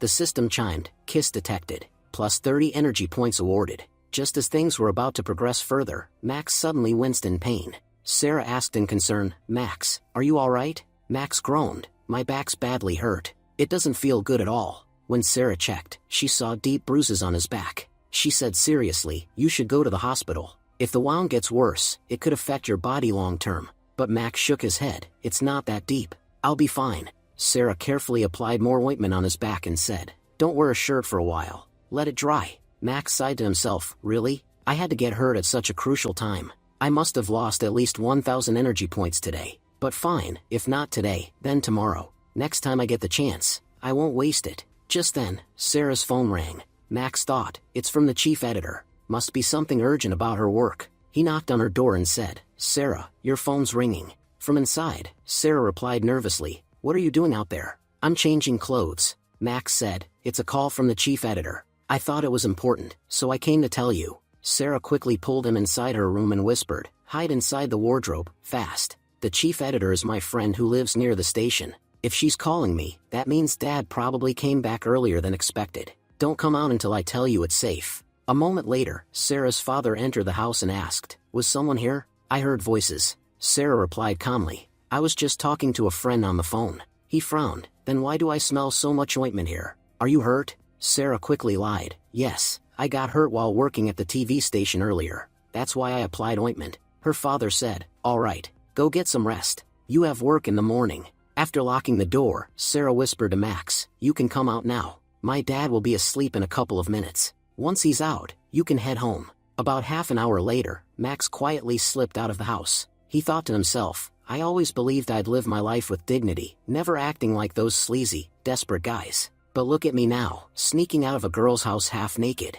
The crazy part is, I don't even feel ashamed. This perverted system is turning me into a complete pervert. The next day, Max returned to school. Seeing him, Shinli thought angrily, so he's completely fine? Then what did Lu actually do yesterday? He immediately called Lu and shouted, didn't I tell you I don't want to see Max in one piece today? And look, he's sitting in class perfectly fine. It seems you didn't do your job. Lu shouted back, I've never seen such a lousy employer in my life. First, you didn't even give us the right information about the target. Why didn't you warn us about this bastard's fighting skills? Don't worry, though. We've already handed this job to our boss. Your request will be handled. We don't steal money from clients. But next time, before yelling at us, think 100 times. Paying us 5,000 yuan doesn't mean you own us. Shinli replied nervously, all right, I'm sorry. I just want to see that bastard Max broken and weak. Watching him alive and well makes me furious. Just then, Kian walked over and sneered, I knew it. If there's anyone who hates Max enough to hire gangsters to beat him up, it's you. Shinli snapped, what nonsense are you talking about? I didn't do anything like that. Kian smirked, don't play innocent with me. I'm Boss Liang's girlfriend. I heard Lu telling him everything with my own ears. And truth be told, I also want to see that bastard Max beaten up. That's why I deliberately provoked Liang to make sure he'd deal with Max brutally. Don't worry, this time, Max won't escape. Meanwhile, Zia and her friend were heading out for lunch. Max asked, Zia, where are you going? She smiled, I'm going to lunch. Want to come along? Max replied, no, I have something else to do. As they left, Zia's friend whispered, wow, isn't Max looking more handsome than usual? I never realized he's actually the most handsome guy in our class. He's so gentle and kind, it's hard to believe he comes from a gangster family. Zia blushed slightly and thought, why didn't I notice Max has become even more handsome? Her friend teased, that's because you stare at him all the time. You're so obsessed you don't even notice how much he's changed. Everyone in class knows you like him. Embarrassed, Zia muttered, stop saying nonsense. We're just good friends, that's all. Later that day, when school was over, Liang's men were already waiting in an alley outside. One of them whispered, Brother San, boss said if we can't catch Max, we should grab his girlfriend instead. And look, there she is, Zia. She's all alone. This is the perfect chance. Moments later, Zia's friend came running to Max in a panic. Max asked, what happened? Wei, why do you look so scared? And where's Zia? Weren't you two going home together? She cried out, some thugs kidnapped Zia. No one else was around, so we couldn't even call for help. Hearing this, Max sprinted out of the school, but by the time he reached outside, Zia was already gone. Just then, his phone rang. It was Liang. Liang sneered over the call, Max D. Roger, if you want your girlfriend back, come to the place behind the hill. If you arrive in time, you might save her. But if you don't, by tomorrow, she'll belong to me. Tonight, I'll treat her so well that she'll forget you completely. Max roared, who the hell are you? Why did you capture Zia? Liang laughed, if you want answers, hurry to the forest behind the hill. Max clenched his fists and thought, this is obviously a trap. But if I call the police, they might hurt Zia immediately. I know it's dangerous, but for Zia, I have to take this risk. Soon, Max arrived at the forest. He shouted, I came here alone, just like you wanted. Now let her go. Liang laughed mockingly, you know, it took you 15 minutes to get here. And in those 15 minutes, I changed my mind. Now, I'll beat you up first, and then have fun with your girlfriend right in front of you. Do you know how much I'll enjoy that? Max saw that these were the same guys he had beaten the day before, but this time there were even more of them. He thought, I can't hold back at all today. Zia's life is on the line. And with that, Max launched into the fight. Liang smirked, Max D. Roger, you really are skilled. Fighting 10 men at once, even without martial arts training, that's impressive. While striking them down, Max thought, if Grandpa hadn't held me back all these years, I'd show you what true martial power really is. Suddenly, Lu attacked Max's leg from behind, and a bald thug smashed into his chest, knocking him to the ground. Liang sneered, so this is all you've got? Fine, your punishment is done.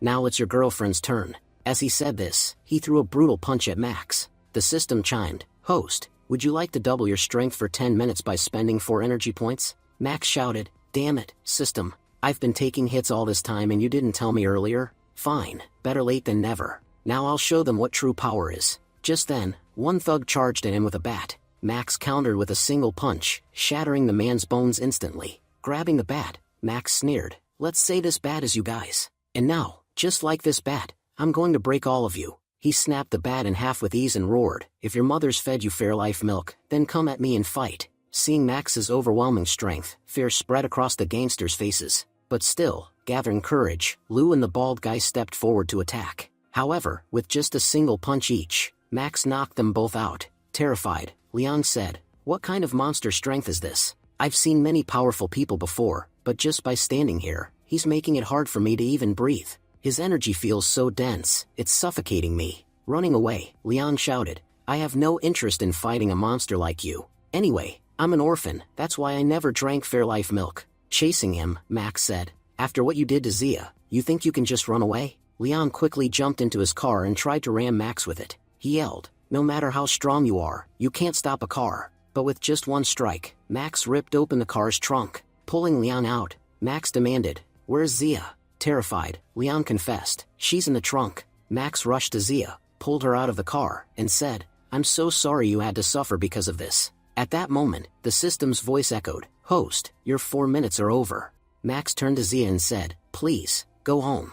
It's important I finish this properly, otherwise, they'll just come after you again." "They might have run, but they haven't gone far," Zia pleaded. "Max, please don't go." Max sighed, "All right, I'll take you back to school first. Once you've fixed your clothes, you should go home safely." When they returned to school, Max told Zia, "Make sure to go home with your friends. It's too dangerous to go alone." Meanwhile, Wei Wei had already called Zia's other friends to the school. Relieved, they said, "Thank goodness Zia is safe. Hurry up and get back to class before the teacher sees us." Just then, Teacher Sun approached and said, "Stop right there, kids. Why are you standing so close together?" He frowned, then added, "At first, I thought you were just normal students, but you're Max, the genius of our school, and Zia, who always tops her class. I can't punish such brilliant students, but why are you two so close?" Suddenly, he shouted, "Don't you know relationships are not allowed in school? Coming to such a good school doesn't mean you can behave like this." Max quickly explained, "Teacher Sun, you misunderstand. I'm holding Zia because she's hurt." Teacher Sun asked in shock, "Zia is injured? Take her to the medical room immediately." Carrying her in his arms, Max said, "She can't walk right now, so I'll have to carry her." Teacher Sun looked suspicious. "Is she really injured? Or are you just fooling me?" Without wasting time, Max rushed Zia to the medical room. Teacher Sun then turned to the other girls and said, "School ended over 4 hours ago. Why are you still here? Go home immediately." Meanwhile, in the medical room, Max said, "All right, let me treat your injury quickly." Zia asked, "Max, do you even know how to treat wounds?" Max replied, "When I was young, I used to practice martial arts. Sometimes I got hurt, and my grandpa taught me how to do first aid. The ointment might sting a little, but soon you'll feel fine." At the same time, Teacher Sun told Teacher Jing about Zia's injury. Teacher Jing said, "I heard some gangsters attacked Max. Zia's injury must be related to them." Teacher Tian asked curiously, "Gangsters? Injuries? Did Max get hurt?" Teacher Sun replied, "Not Max, Zia." Max carried her to the medical room. But honestly, Max himself looked badly worn out. Teacher Tian sighed, "Both of them are such bright students. If they get injured, it's terrible for our school's reputation. Why don't you two teachers head home? It's late. My house is empty anyway, so I'll stay back and send these 2 kids home before I leave." The other teachers thanked her, relieved they didn't have to stay longer. When Miss Tian reached outside the medical room, she heard strange sounds from inside. Zia's voice cried out, "Max, it hurts so much." Max replied, "Just hold on for 2 more seconds. I'm almost done." Blushing, Miss Tian rushed inside, only to see Max applying ointment to Zia's wound. She sighed in relief, realizing it wasn't what she had feared. Smiling teasingly, she asked, "Max, what did you do to cause Zia's injury?" Max protested, "She's the one who got hurt, and yet you're blaming me?" Miss Tian said firmly, "Stand up. I know Zia's injury is because of you, and I also know you're actually more injured than she is." Lifting Max's shirt, she revealed his bruises and said, "See, you're the one who's badly hurt. Sit down right now. I'll treat you." Zia thought to herself, "Why do I feel so jealous seeing Miss Tian care for him?" After applying the ointment, Miss Tian said, "Stand up. I need to check your leg too." But when she looked up, she realized Max had already fallen asleep. Miss Tian said, "He must have been really exhausted. That's why he fell asleep sitting there." When Max finally opened his eyes, he realized it was already midnight. On his way home, he thought, "I guess I was too tired, that's why I dozed off like that." Just then, he noticed Sarah walking along the same road. Approaching her, Max asked, "Does your TV station end this late?" Sarah smirked, "But your school ended hours ago. Why are you still in your school uniform?" Max glanced at her outfit and teased, And where are you going, all dressed up like that? Sarah smiled playfully. Is it just the dress that's amazing, or do I look good too? Blushing, Max muttered. Honestly, you'd look amazing even without clothes. Sarah laughed. Alright, you should go home. I'm going to a party with my friend. Max asked suspiciously. This friend of yours, is it a guy or a girl? Sarah teased. Why? If it's a guy, will our little Max get jealous? Max shook his head. It's not like that. But in those clothes, anyone would fall for you. Sarah smiled. Well, my friend is about to arrive. You can see for yourself whether it's a boy or girl. Soon, a luxury car stopped in front of them. Shocked, Max muttered, wow, I never imagined my neighbor's friends would be this rich. The car door opened, and a girl stepped out, apologizing. Sorry for being late, Sarah. Relieved, Max whispered. So, it's a girl. Sarah's friend glanced at Max and asked, Sarah, who's this? Sarah introduced him. This is my neighbor, Max D. Roger. Max asked curiously, where are you two heading this late at night? Sarah's friend teased. Looks like little Max is worried about two older girls going out. If that's the case, why don't you join us? I'll show you what the life of the rich looks like. Max thought, it's not safe for them to go out alone at this hour. Anyway, I already told my family I'd be late, so I can tag along with Sarah. With that, he agreed and got into the car. Sarah's friend grinned. Better buckle up, kid. The speed's about to get crazy. She slammed the accelerator, and soon they arrived at their destination. Laughing, she said, the car's been parked for a while now, and you're still sitting inside. Guess you're not used to high speeds. When Max stepped out, he saw the parking lot filled with luxury cars. He asked Sarah, what place is this? Sarah pointed ahead. See that guy? He's one of the richest men in the city, Chinchutian. He loves racing and is a professional racer. That's why he's invited all the other rich elites here tonight for a race. And since my friend Lenzia is wealthy, I got invited too. Normally, reporters aren't allowed in this racing club. But thanks to Lenzia, I got permission to come and interview everyone. This is going to be an exclusive story. As they approached, Chinchutian greeted, Miss Lenzia, your presence has truly honored my racing club. Lenzia replied, looks like you've prepared quite well for tonight's race. Chin smirked, and who's this lovely lady with you? Lenzia introduced sharply. I told you before, this is my friend Sarah. She's a reporter here to interview people. And listen, you're a cheap, disgusting man. Don't try your nonsense in front of my friend, or I won't spare you. Ignoring her warning, Chin looked at Sarah and said, a reporter's salary is about 10,000 yuan a month, right? I'll pay you 30,000 yuan for just one night. Interested? Before Sarah could react, Max grabbed Chen's hand and said coldly, keep your filthy hands to yourself. If you try to touch her again, I don't care if you're rich or poor, I'll smash you right here. And your bodyguards won't be able to save you. Chen glared. Who the hell brought this brat here? Sarah quickly said, Mr. Chen, please. He's with me. Chen snapped, because you've offended me, you're no longer welcome in my competition. Lenzia cut in angrily, stop this nonsense, Chen. Why are you creating drama now? Chen smirked, if you ask me, I'll let them stay. After all, you're my fiancé. Your father has already accepted me as his son-in-law. Shouting, Lenzia said, my father might have accepted you, but I never did. And who would ever like a cheap man like you? Chen sneered, no matter how much you refuse, I won't give up on you. Besides, you don't even have a boyfriend. So how can you reject me? Lenzia thought bitterly, if only I had a boyfriend, I could easily shut him down. Then, determined, she said, who told you I don't have a boyfriend? I do, and he's younger and far more handsome than you. She grabbed Max's arm and declared, see, this is my boyfriend. Chen laughed mockingly, your dad would never accept a poor guy like him as your fiancé, and I know your standards aren't this low. Grabbing some random boy and calling him your boyfriend, do you really think I'll believe it? Without hesitation, Lenzia pulled Max close and kissed him on the cheeks. Both Chen and Sarah's eyes widened in shock.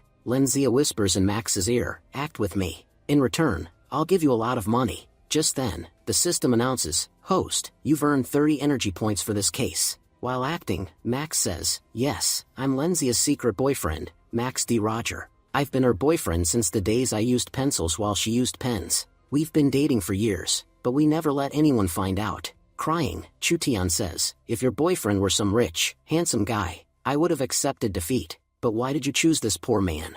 If it's about looks, I'm even ready to get plastic surgery for you. Lenzia replies, I like young men. Even though you're my age, you look 10 years older. You can change your face with surgery, but you can't reverse your age. That's why you don't stand a chance. To make everyone believe further, Lenzia kisses Max again. The system says, host, you've earned 100 points for this kiss. Max thinks, what does this girl really want? If it weren't for these points, I'd never agree. Crying, Chutian says, "You've shattered my heart into 1,000 pieces. I admit, this guy is better than me in both age and looks, but I won't recognize him as worthy until he beats me in a race." Max replies, "Any chick could beat you in a race. Even if I were asleep, I'd still defeat you." Handing Max the keys, Lenzia says, "Show him who the real Formula 1 racer is." Sarah says, "You never told me you two were dating."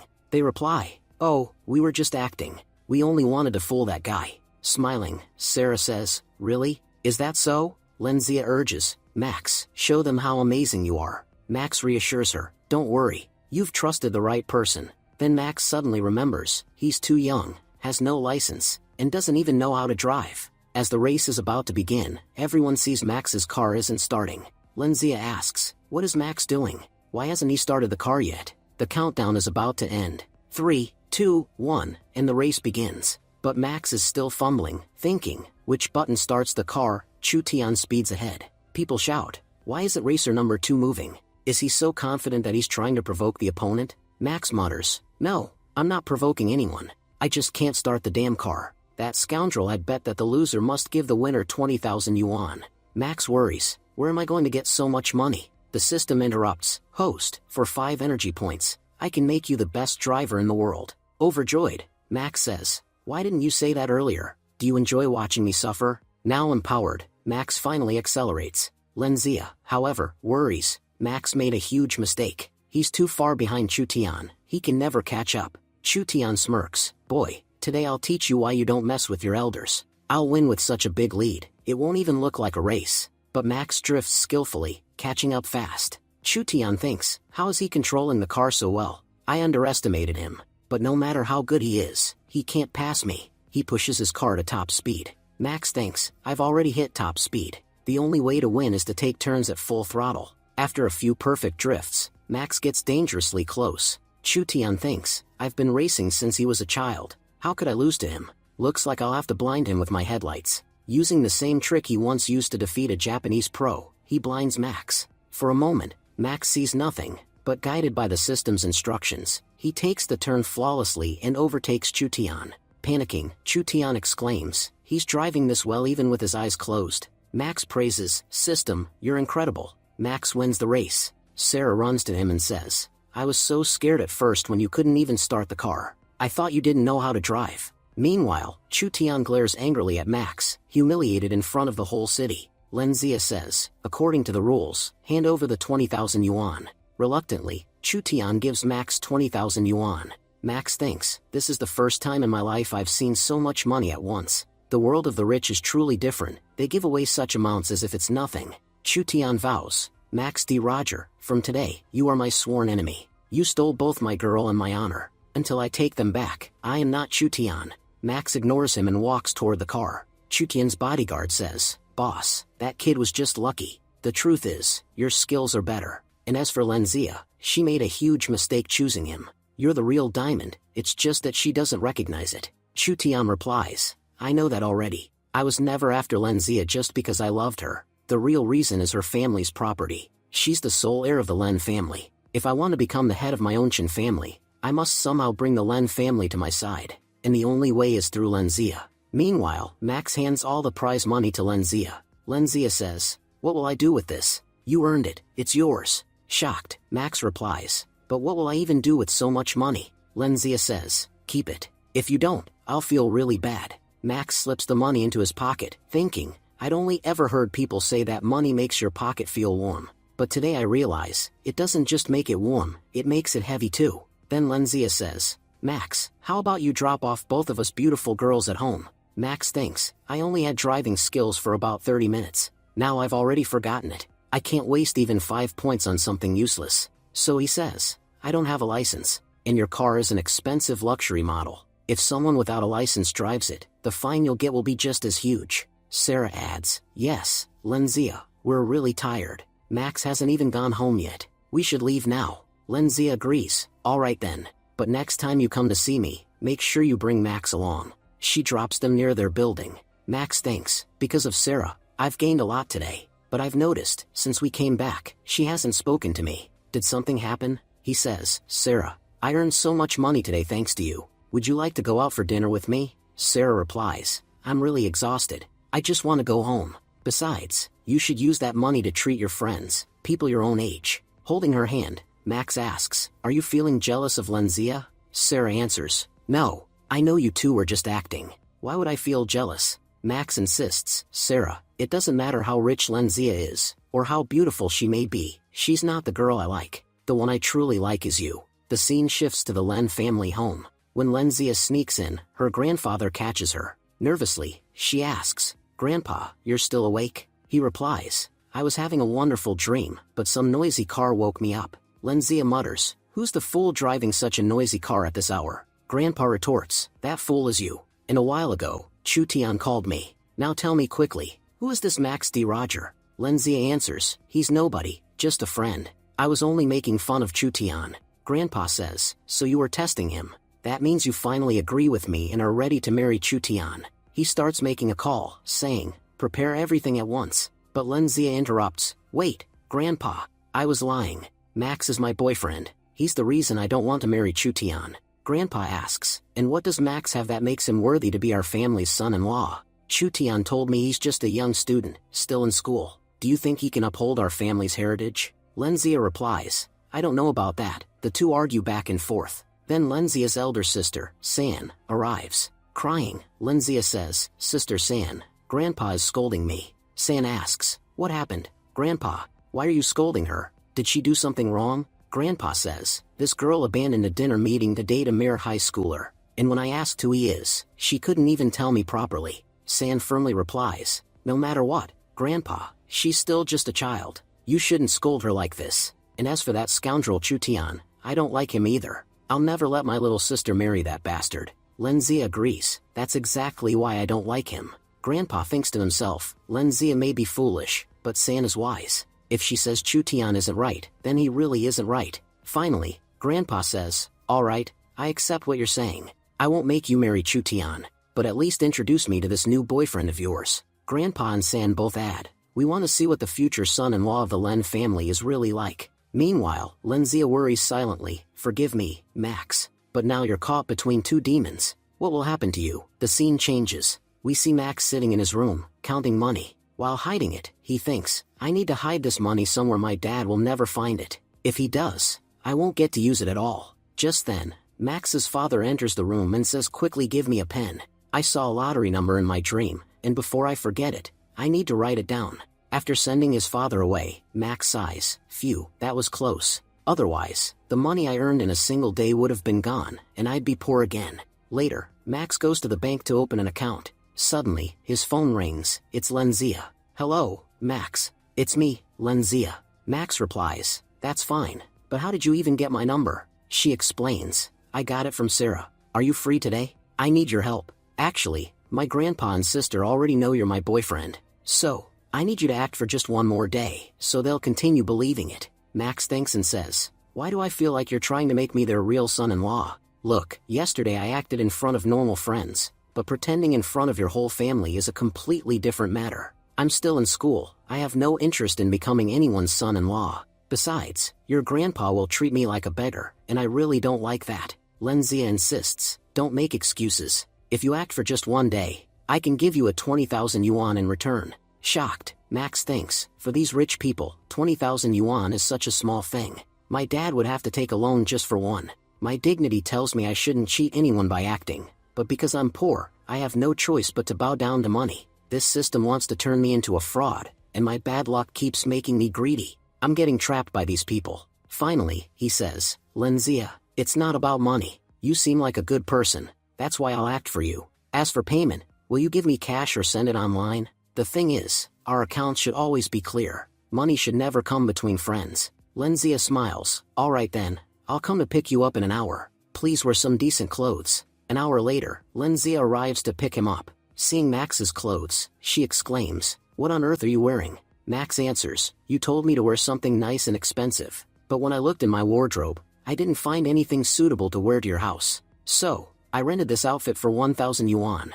Lenzia shakes her head. You rented this? I have to say, Max, you look like a New Year firecracker. That yellow shiny jacket is so bright it hurts my eyes. My grandpa is really old. If he sees you wearing this, he might drop dead on the spot. Worse, he might start doubting my choices. So, I'll buy you something else to wear. Max frowns. Are you making fun of me? Why do I feel like you don't actually like my yellow jacket? Lenzia replies. Why yellow? If you'd worn dark pink, you would have looked much better. The scene shifts. They arrive at a mall. Lenzia says, I'll go park the car. In the meantime, you go inside. Listen, this mall has 2 sections, casual wear and high-end clothing. You go straight to the high-end section. And please, don't buy anything based on your own choice. If you like anything in red or yellow, ask the staff first. They'll help you pick something better. Following her advice, Max enters the store. A salesgirl approaches him and asks, what kind of clothes are you looking for? Max replies, I'm going to meet my girlfriend's family, so I need something really impressive.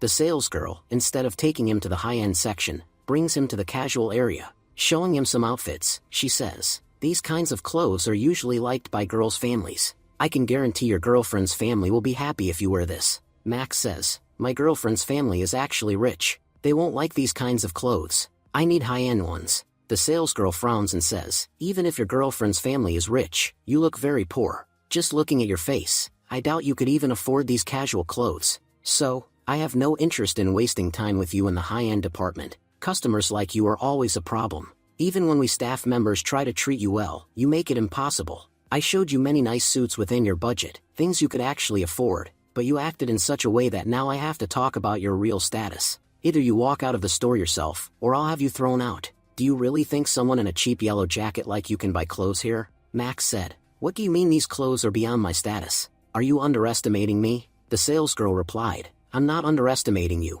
I'm just showing you reality. What's the point of looking at clothes you couldn't afford even in 4 lifetimes? It's better if you just leave quietly. Max shot back. With staff this rude, who would even want to buy clothes here? Where's your manager? Who's the fool that hired people like you? Call him here. I want to see how you still have the guts to talk like this after that. Just then, an older woman walked in and said, Jiao Yan, looks like another poor man is causing trouble here. Why do you even waste time on these beggars? Just throw them out. The salesgirl Jiao Yan replied, Mrs. Qin, please don't bother with them. Come, I'll show you the new collection. This time, the high-end department has some amazing outfits. Hearing this, Max thought, after all this humiliation, there's no way I'm leaving empty-handed. I have 20,000 yuan. With that, I can buy new clothes and show them my real worth. Today, she dared to mock my status. I'll prove her wrong. Determined, he followed them into the high-end section. Mrs. Qin glanced back nervously and whispered, Jiao Yan, why is this poor guy following us? Don't tell me he's attracted to my amazing figure.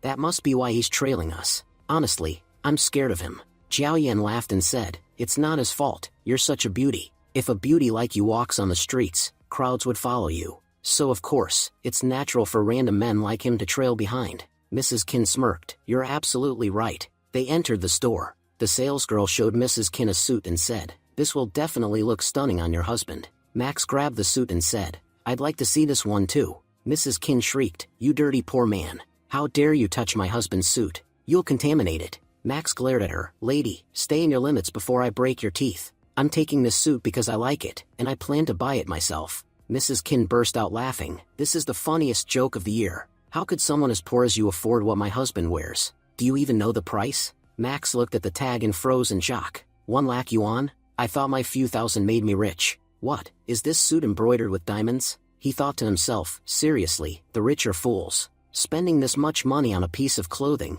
Mrs. Qin was about to insult him again when suddenly, Lenzia appeared. Pig-faced woman, how dare you speak to my boyfriend like that? A pathetic creature like you dares to insult him? Seeing her, Mrs. Qin almost fainted. You're Miss Lenzia from the Len family? Lenzia smirked, correct. And your husband manages accounts for our family, doesn't he? That's the problem with people like you. Give you a little money, and you think you're floating in the air. You've earned so much from my family, and now you dare to call my boyfriend poor? If he's poor, then by that logic, I must be poor too. Go ahead, insult me as well. Just now your tongue was sharp like scissors. Terrified, Mrs. Qin stammered, forgive me, young Mississippi. I didn't know he was your boyfriend. I would never have spoken that way otherwise. Lenzia picked up the suit. This suit costs just 1 lakh, right? You were mocking him over it? Fine. She spat on the suit and said, now your husband will wear the suit, and if you value his job, don't you dare clean it. From now on, whenever there's an important meeting or event, he'll wear this exact suit, so both of you always remember your true status.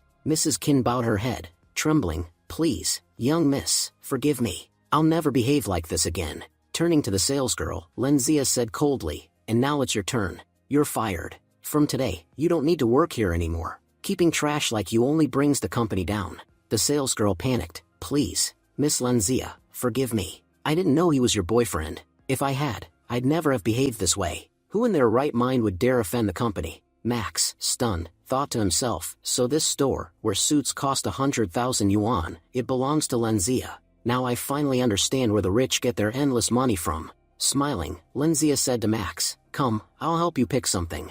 And remember, today I saved your dignity. So when you meet my family, you'd better perform just as well." The scene shifts. We see San talking to her secretary. "Today we have a very important meeting. Inform our supervisor to arrive on time. We need to discuss the new construction site design." Just then, her phone rang. It was Ding Zhu. "Miss San, you requested an engineer from our company to explain the new building project. But there's been a problem, and we had to replace him. The new engineer doesn't speak English. He's from Ethiopia. So you'll need to hire a translator." San was shocked. "What are you saying? You know how critical this new building project is. I need everything explained clearly today. And now you're telling me the engineer is Ethiopian? Where am I supposed to find a translator on such short notice?" Ding Zhu said, "Forgive me, but I'm just an employee. My job is only to inform you, and I've done that. You already know that the world's best engineers work in our company, and whenever our engineers are attached to a project, its value multiplies 100 times. The engineer we've sent is also world-class, but he doesn't know English. You'll have to find some way to get things translated." San thought to herself, "I'm building the country's biggest mall. The shareholders had clearly said they'd only invest if the world's best engineers designed it. To contact such engineers, I reached out to Chutian's family, and they connected us to this company. But now that Lenzia's engagement has broken, they've deliberately changed the engineer, sending one we can't communicate with, hoping today's meeting will be cancelled. When the shareholders learn that top engineers aren't really working on this, they'll refuse to invest. Truly, the Chen family has pulled a very dirty trick. They want us to suffer a massive loss. If only we had a human translator, this problem would be solved easily. But where can I possibly find someone who knows the Ethiopian language? It's one of the hardest languages in the world. Maybe no one in the whole country even knows it." While San was deep in thought, her phone rang. It was Lenzia. "Hello, sister. You mentioned you wanted to meet Max. I've brought him with me." San replied, "Lenzia, I'm stuck in a difficult situation. Could you take Max out for dinner or something? When I'm free, I'll definitely meet him." Lenzia asked, "What happened, sister? Is there a big problem at the company?" San explained, "You remember our project, right? The biggest mall in the country. For that, we hired the world's top engineers. The issue is that the chief engineer is from Ethiopia, and he doesn't know English. That's why we need someone who can speak Ethiopian. If we can't communicate with him properly today, then tomorrow, in the shareholders' meeting, I won't have anything to present. If we don't secure investment, this project will suffer huge losses, and we might not even be able to continue it." Lenzia said, "But our company is an international one. Isn't there really no one here who knows Ethiopian? And the internet has developed so much, we could even use an online translator." San shook her head. "That's very difficult. Finding a human translator who actually knows Ethiopian is nearly impossible in this country. And as for online translation, it's never accurate. Even a small mistake could cause losses worth billions." Max, listening, thought to himself, even such a big company struggles with language issues. The system has given me skills like driving and people finding. Then learning a language should be easy too. He asked, "Lenzia, Africa has more than 800 languages. The chief engineer coming to your company, can I know exactly which one he speaks?" Lenzia repeated the question to her sister. San answered, "The engineer speaks Amharic." Immediately, Max whispered to his system, "System, can you teach me this language?" The system replied, "For 10 energy points, I can let you speak it for 1 hour." Max said, "Fine, activate it as soon as I ask." Turning back, he told Lenzia, "You know, problems in the Roger family never fit together. That's the truth." Lenzia asked, "What do you mean?" Max smiled, "I mean, don't worry about the language. I'll handle it. I know Amharic." Surprised, Lenzia turned to her sister, "Sister, Max says he knows Amharic. Should I bring him to you? He might solve your problem." San was doubtful. Max really knows Amharic? Very few people in the world can speak it. And here, a high schooler is claiming he does. If he's lying, it could cause us massive losses. Refusing him outright might be safer than risking a mistranslation.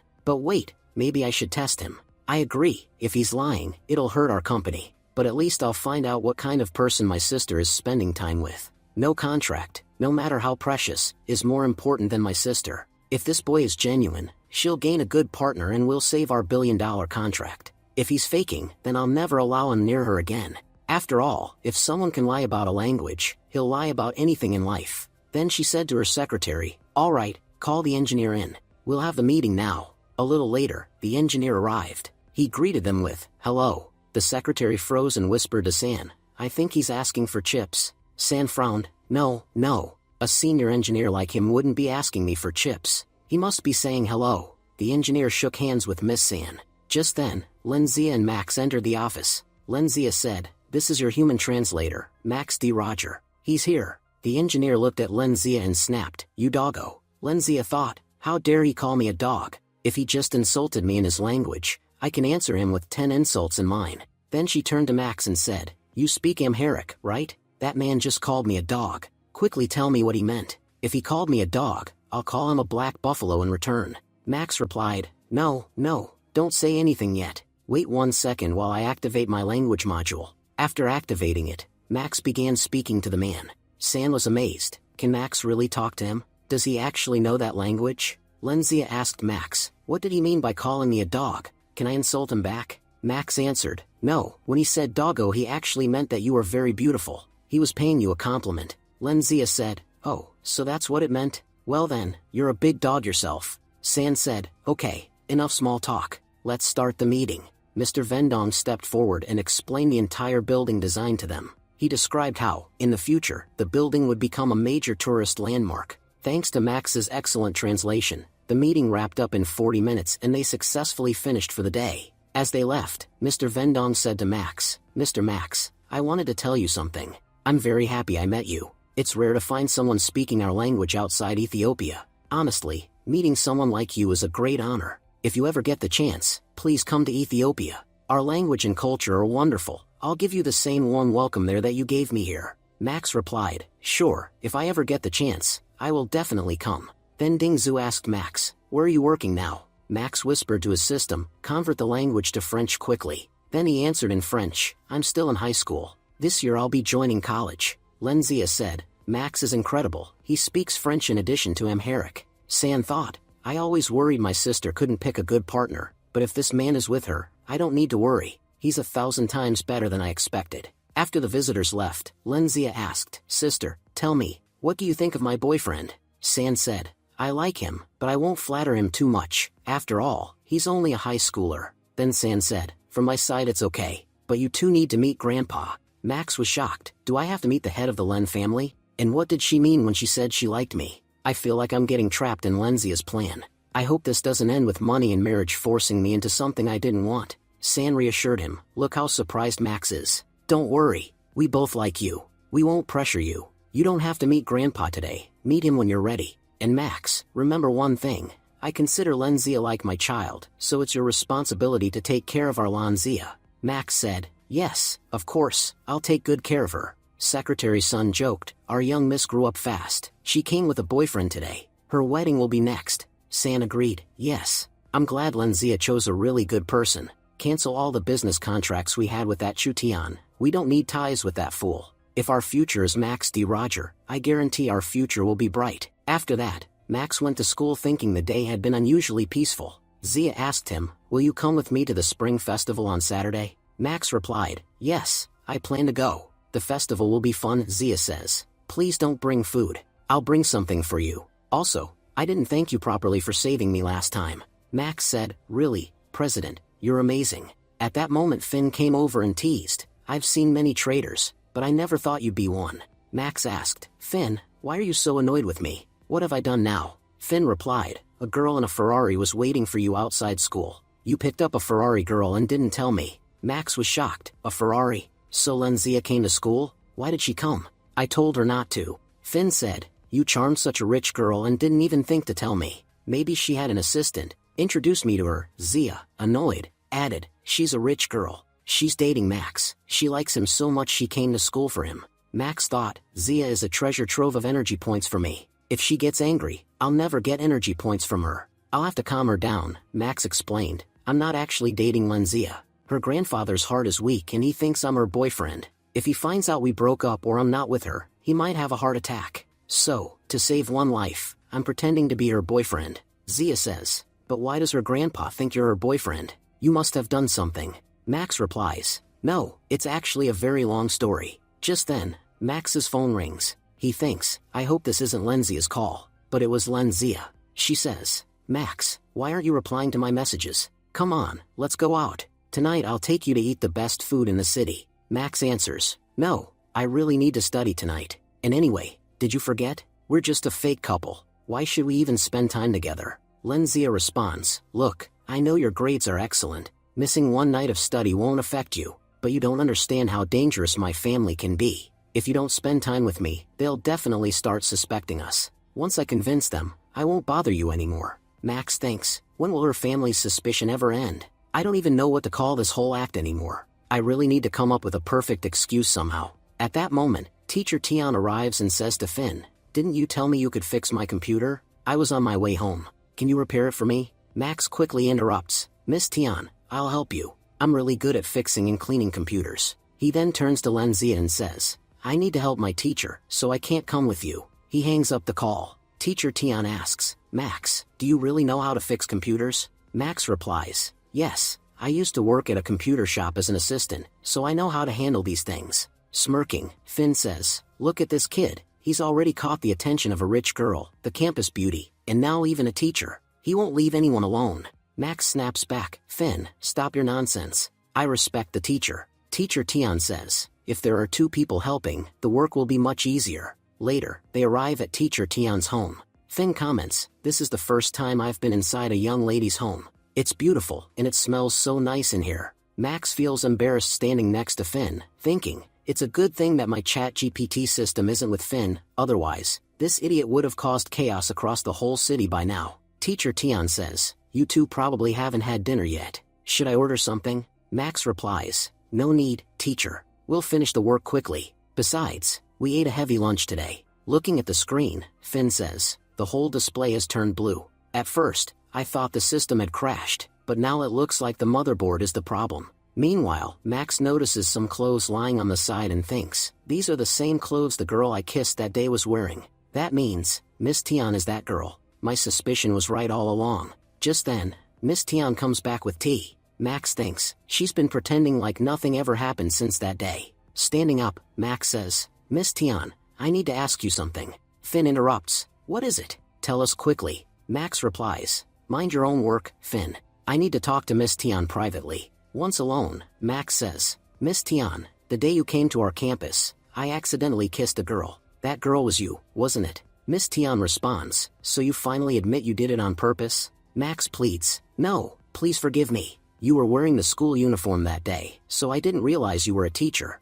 I honestly thought you were a student. I even believe the girl I kissed must have been your younger sister. I had no idea it was you." Miss Tian asks, "What do you mean by that? If I had a younger sister, you wouldn't have let her go either?" Max panics, No, it wasn't like that. It was a complete mistake." Miss Tian softens, "I know you didn't do it intentionally. It was just an accident, and I've already forgotten about it. You should forget it too." Max smiles, "Still, I must say, you looked really cute in that uniform." Miss Tian playfully pinches him and says, "I forgive you," and you immediately start flirting? Don't think that I don't know about your deeds. I even saw that girl in the Ferrari. Max insists, "She's not even my girlfriend." Later, Max and Finn return to school. Finn says, "I secretly overheard your conversation with the teacher. You rascal, you're not just after a rich girl and the campus beauty, but even a teacher, and you kissed her too without telling me." Max replies, "You've been hitting me all the way back from Miss Tian's house, and now you expect me to tell you everything?" Just then, as they enter the classroom, they're shocked to see Lenzia waiting there. Lenzia says, "Finally, you came back. Since you didn't come to me, I had no choice but to come to you. I'm sure you're very happy to see me." Surprised, Max says, "Lenzia, what are you doing at my school?" Without answering, Lenzia steps forward, takes a selfie with Max, and immediately posts it with a flashy caption. Lenzia says, "On Saturday, there's a fashion festival. You don't need to study on the weekend. Come with me to the festival." Zia walked over just in time and said firmly, "But Max is already going with me to the spring festival." Lenzia, unfazed, smiled sweetly. "Ah, you must be class president Zia, right? You're so cute. No wonder those gangsters tried to kidnap you. Well, if you two are going to the festival, then that's fine. I'll come along too. Surely our dear Zia won't mind." Zia hesitated but finally nodded. "I don't mind," Lenzia replied. "Perfect, then I'll join you this weekend." "Oh, And Max, since you don't like driving my Ferrari, I'm buying a cheaper car just for you. From now on, no more showing off. Max sighed inwardly. A Ferrari replaced with a cheap car worth millions? That's still showing off. Your grandpa might not be watching all this, but the people who are, they won't let me leave here alive. Even your cheap car probably costs millions. Lenzia only laughed, waving goodbye. Alright then, I'll see you on the weekend. The next morning, Max noticed Zia avoiding him. She hasn't spoken to me since yesterday. She must really be upset about Lenzia showing up. Trying to break the silence, he asked, Zia, should we buy strawberries for cooking at the spring festival? Zia replied curtly, if you want, go ahead. These days you do whatever you like anyway. Max winced. Was that sarcasm? Looks like she's still angry. But I can't distance myself from Lenzia either. I need those energy points. Finn strolled up, grinning. So it's true, guys lose their minds over girls. My cheerful buddy has turned into a gloomy statue.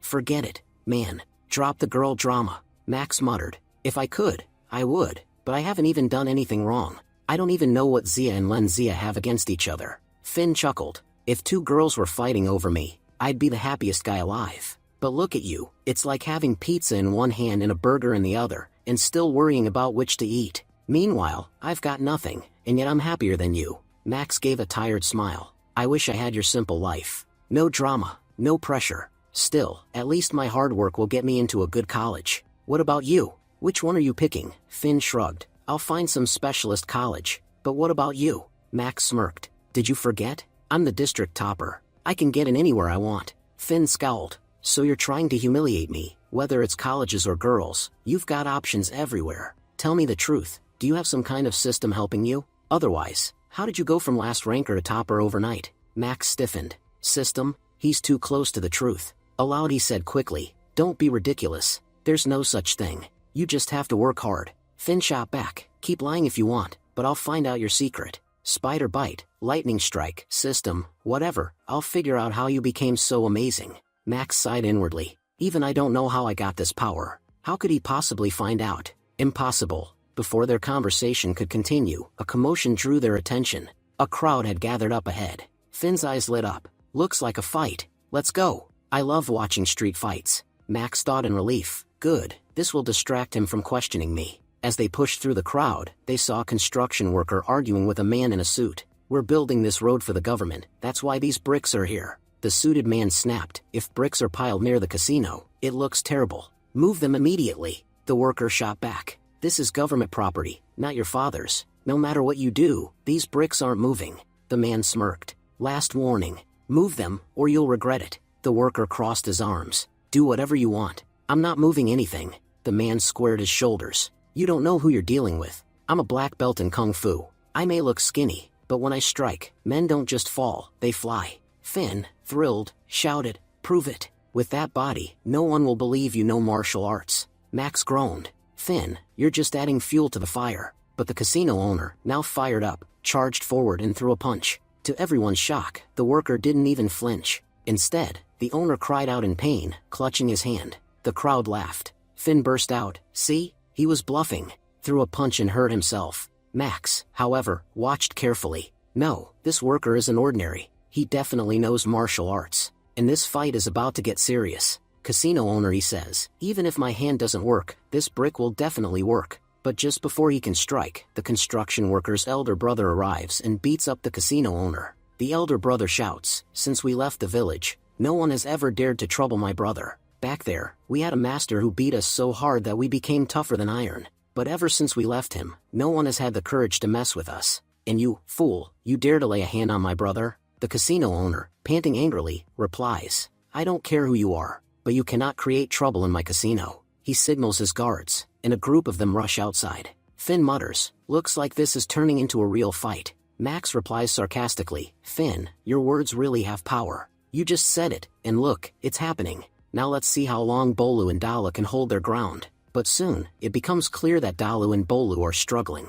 Max think to myself, these brothers have decent martial arts skills, but fighting against so many people at once isn't easy. And these guards, they're no ordinary men, they look ruthless. I may have to step in. Max turns to Finn, call the police quickly. Then he walks forward and tells the casino owner, don't fight here. Someone could get badly hurt. The casino owner sneers, and who are you to give me this nonsense? In a flash, Max draws power from within, stomps the ground, and cracks it with a single kick. I said, there will be no fighting here. The display of power terrifies the guards, and they scatter. Max approaches the brothers. Stand up, Dala says gratefully. Thank you so much for helping us. Where did you learn such martial arts? Max replies calmly, I don't practice martial arts. I gave it up when I was just 8 years old. Anyway, I've already reported these men to the police. Don't worry, nothing will happen to you. Security cameras show that these men started the fight, so if the police come, they'll compensate you for your injuries. But at the mention of the police, both brothers grow pale.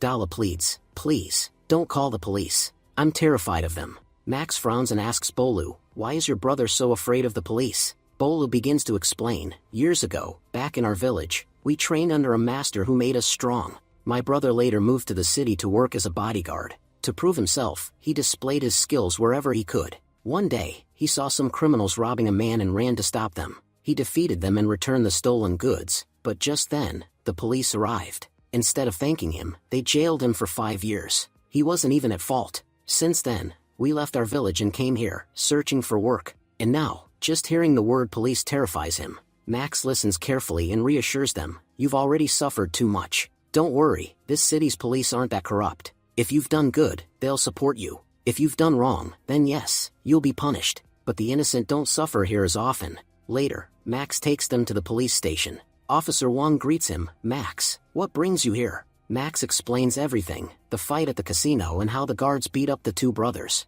Officer Wang examines them and says, they really are injured. Who exactly were these attackers? Max replies, they claim to be the casino owner's bodyguards, but they fled as soon as I stepped in. Soon after, Officer Wang raids the casino. The casino owner tries to defend himself. We were only doing our job. Those workers were the ones who caused trouble. Officer Wang glares at him, so because they were workers, you think you can beat them up? Looks like your underworld connections have made you arrogant enough to thrash anyone in public. Take him away, we'll interrogate him properly. As the police drag the owner into a vehicle, Finn whispers, Max, we should head back to school. Lunch must be over, and everyone's probably looking for us. Max shakes his head, the police need our help right now. And honestly, sitting in class isn't half as fun as this. A little later, Officer Wang informs them, everything is clear now. That casino owner was arrogant and corrupt, always hiring thugs to flaunt his power. But now that he's been punished, he won't try anything like this again. As for you, Dalu and Bolu, you'll receive 3,000 yuan in compensation for your injuries. Use it for your treatment. Max smiles. See, Dalu, the police gave you justice. Accept it. Finn beams. We really did a good thing today. Max asks the brothers, so, will you go to the hospital now? There's a really good one nearby. Dalu laughs. Don't worry. These injuries may look serious, but they're not. Back when we trained under our master, he beat us far worse than this, and we still survived. So this is nothing. But Max, you've helped us so much. Let us at least treat you to a meal as thanks. Finn cheers. Then what are we waiting for? I'm starving, Bola adds. There's a restaurant nearby. A full meal there costs only 300 yuan. And we have 3,000. The four of us can easily eat to our heart's content. But Max stops them. No, don't waste this money. It's for your treatment. A treat isn't that important, Bola says. Because of you, our fear of the police is gone. Please, don't refuse this. Finn answers, yes, you're absolutely right. Spend all the money if you want. So what are we waiting for? Let's hurry to the restaurant. They walk into the restaurant. Finn says, I've never been to such a fancy place before. Max glances around and cautions, our clothes are a little too casual for this place. I hope we don't get into trouble because of how we're dressed. Just then, Lenzia approaches. Max, I asked you to come to this same restaurant before, but you refused. Now I want to see what beauties you brought with you. Max replies, they aren't beauties, they're my friends. Lenzia teasingly misreads the situation. Now I understand why you aren't interested in me. Your taste is different. You like a different kind of person. Max tries to defuse it. Lenzia, you're misunderstanding. These are my friends, and they're martial artists. Dalu and Bola demonstrate some moves for Lenzia. She was impressed. Those are amazing tricks. Max laughs. Come on, stop exaggerating. Now do you believe me? I'm not into guys. My friends only brought me here to treat me because I helped them earlier. Lenzia smiles. You two have excellent composure. You do well beyond manual labor. I heard you were looking for bodyguard work. Do one thing. Meet my sister tomorrow. She might hire you as bodyguards. The brothers said. Thank you, sister-in-law. Max grins and asks, who told you to call her sister-in-law? Finn chimes in, sister-in-law. I need a job too. I'm not great at studies. I won't get into a top university, and without work I can't earn money. Your company is big. If I get even a small position there, my life would change. Lenzia nods. Alright, I'll speak to her. They arrive at Lenzia's shopping mall. Jiao Yan greets them. Mr. Max, how did you end up here today? Jiao Yan will take good care of you. Max thinks to himself that Lenzia seems kind. She didn't turn him away. He tells Jiao Yan, get my friends some ordinary clothes. But then Jiao Yan realizes these are Max's friends, and they certainly won't wear ordinary clothes. So she dresses them in high-end suits. Max protests. There was no need to buy 100,000 yuan suits. Some casual clothes would have been fine. Jiao Yan smiles. You'll be part of our Len family. Everything here will belong to you. Your friends will look high-end because of you. Then, Max arrives at the Len Corporation building and finds the automatic door won't open. This door is automatic. Why won't it open today? Finn guesses. Maybe the system recognizes faces. Last time it opened because of Lenzia. But she's not here now, so it won't open. Bolu says. No need to call security. I'll just open it by hand. Max warns. Don't. It's an automatic door. If you try, they'll break your hand. But Bolu smashes the gate anyway. The security system activates and guards quickly surround them. Max worries inwardly that they might get into trouble. Secretary Sun arrives and asks, what's going on here? A security guard explains that someone tried to force the door open. Secretary Sun recognizes them. Max, are you here? Max replies, Chief Secretary, I'm sorry. I brought my friends for interviews, and the door accidentally got broken. Secretary Sun says, Lenzia told me your friends would come. I'm shocked they could break an automatic door by hand. That requires tremendous strength. Come with me. I'll take you to Miss San. In the office, Max introduces them. These are Dalu and Bolu. They're here to become bodyguards. Miss San says, Max recommended you, so I need to see what abilities you have. If you're Max's friends, you can't be ordinary. You should be a step above ordinary. Dalu and Bola demonstrate their internal strength and explain, a bodyguard's main job is to protect their employer. If a bodyguard isn't great at attacking, that's okay, but defense must be top-notch. That's our specialty. We can bear 1,000 tons on our bodies. Secretary Sun asks them to show what they can do. He reveals that he has practiced martial arts for 30 years. He's an assistant to the chief and also a bodyguard. If these two can withstand his attack, they are qualified. Sun demonstrates an attack using his Buddha palm technique. Dalu and Bolu absorb the blows, taking the assault on their bodies. Secretary Sun was impressed. They handled my attack easily. Their stamina is truly exceptional. They're fully qualified to be security guards. Miss San says, I like your attitude. Here are your contracts with our Len Corporation. Bolu was stunned. Our 1-year salary is 100,000. Both brothers bow and say, thank you so much for supporting us. We would give our lives for you without a second thought. If ever a bullet is fired with your name on it, it will pass through Dalu and Bola first. Miss San said, you're talking as if I'm some underworld don. You don't need to play with bullets here. Your job is simply to work as ordinary security guards. Finn interrupts, President San, you gave them jobs, but you didn't give me one. San looks at him curiously. And who are you? Finn replies, didn't Miss Lenzia tell you about me? San shakes her head. No, she only mentioned 2 strong-looking brothers, not a skinny, weak-looking boy like you. Finn protests. No, I look better than average. And besides, I'm Max's best friend. What's the point of him being the son-in-law of such a big company if you people can't even give me a job? San sighs. Fine, tell me, what qualifications do you have? Since you're Max's friend, I can at least give you a chance. Finn admits, honestly, I don't have any qualifications, but I'm going to take the entrance exam soon, and I'll definitely pass. San replies firmly, so, in other words, you have no educational qualifications yet. From your body, you look tough, so let's test you with the Security Sun's trial. Secretary Sun immediately steps forward and strikes Finn with a powerful blow, sending him flying in one hit. Secretary Sun scolds, you'll have to work much harder, boy. You need to build yourself first. Without real capability, you can't get a job anywhere, even if your friend were the president himself. San turns to Max, even though this advice was for your friend, you should also pay attention. I know you're a high school student. I expect you to focus on your studies properly, as a student should. Look, our Len family business is vast. If you really become our son-in-law, you won't just enjoy its benefits, you'll also shoulder its responsibilities. Every member of our family is an asset to the company. I am, Lenzia is, and I hope that one day when you join us, you too will be a valuable asset. Max nods seriously. Yes, I understand. He thinks to himself, her aura is incredible. Just being around her motivates me. That day, because of her sister, she behaved differently, but her true character is intense and commanding. Later, Max tells the brothers, you two can work here peacefully. I've already spoken to Mr. Wong to investigate your old case. I want to find out who caused that trouble for your brother. Dalu and Bola bow their heads gratefully. Brother, we will never forget the favors you've done for us. One day, we'll definitely repay you. Outside, Max says, well, at least one thing is settled. But Finn, are you okay? You look awful. Finn groans dramatically. I came back from the brink of death. Do you know, when that old man punched me, I thought my heart would jump out of my mouth. I'm still in so much pain. Max, you've got superpowers, right? Come on, heal me quickly. Max shakes his head. Finn, you've completely lost it. You need to stop reading those silly novels. Max thinks silently. He's been with me so long that he knows I'm hiding something. He knows my power didn't come from training, it just appeared suddenly. Should I tell him the truth? Or should I keep it secret? Honestly, I don't even know where this power came from myself. Maybe it's better not to reveal it yet. Max says aloud, my friend, there are some secrets I can't tell you right now. But one day, I promise, I will. Finn sighs. Alright, I won't bring it up again. Still, it sucks that you can't heal me. That's just useless. Max replies, go home and rest. Tomorrow, we have to go to the spring festival. The next day, Max was sleeping at home when a loud car horn jolts him awake. Annoyed, he mutters, who's the idiot honking so loudly outside? From outside, Lenzia calls out, sorry, Max. I didn't know these cheap cars had such loud horns. Max gets up. So it's you, Lenzia.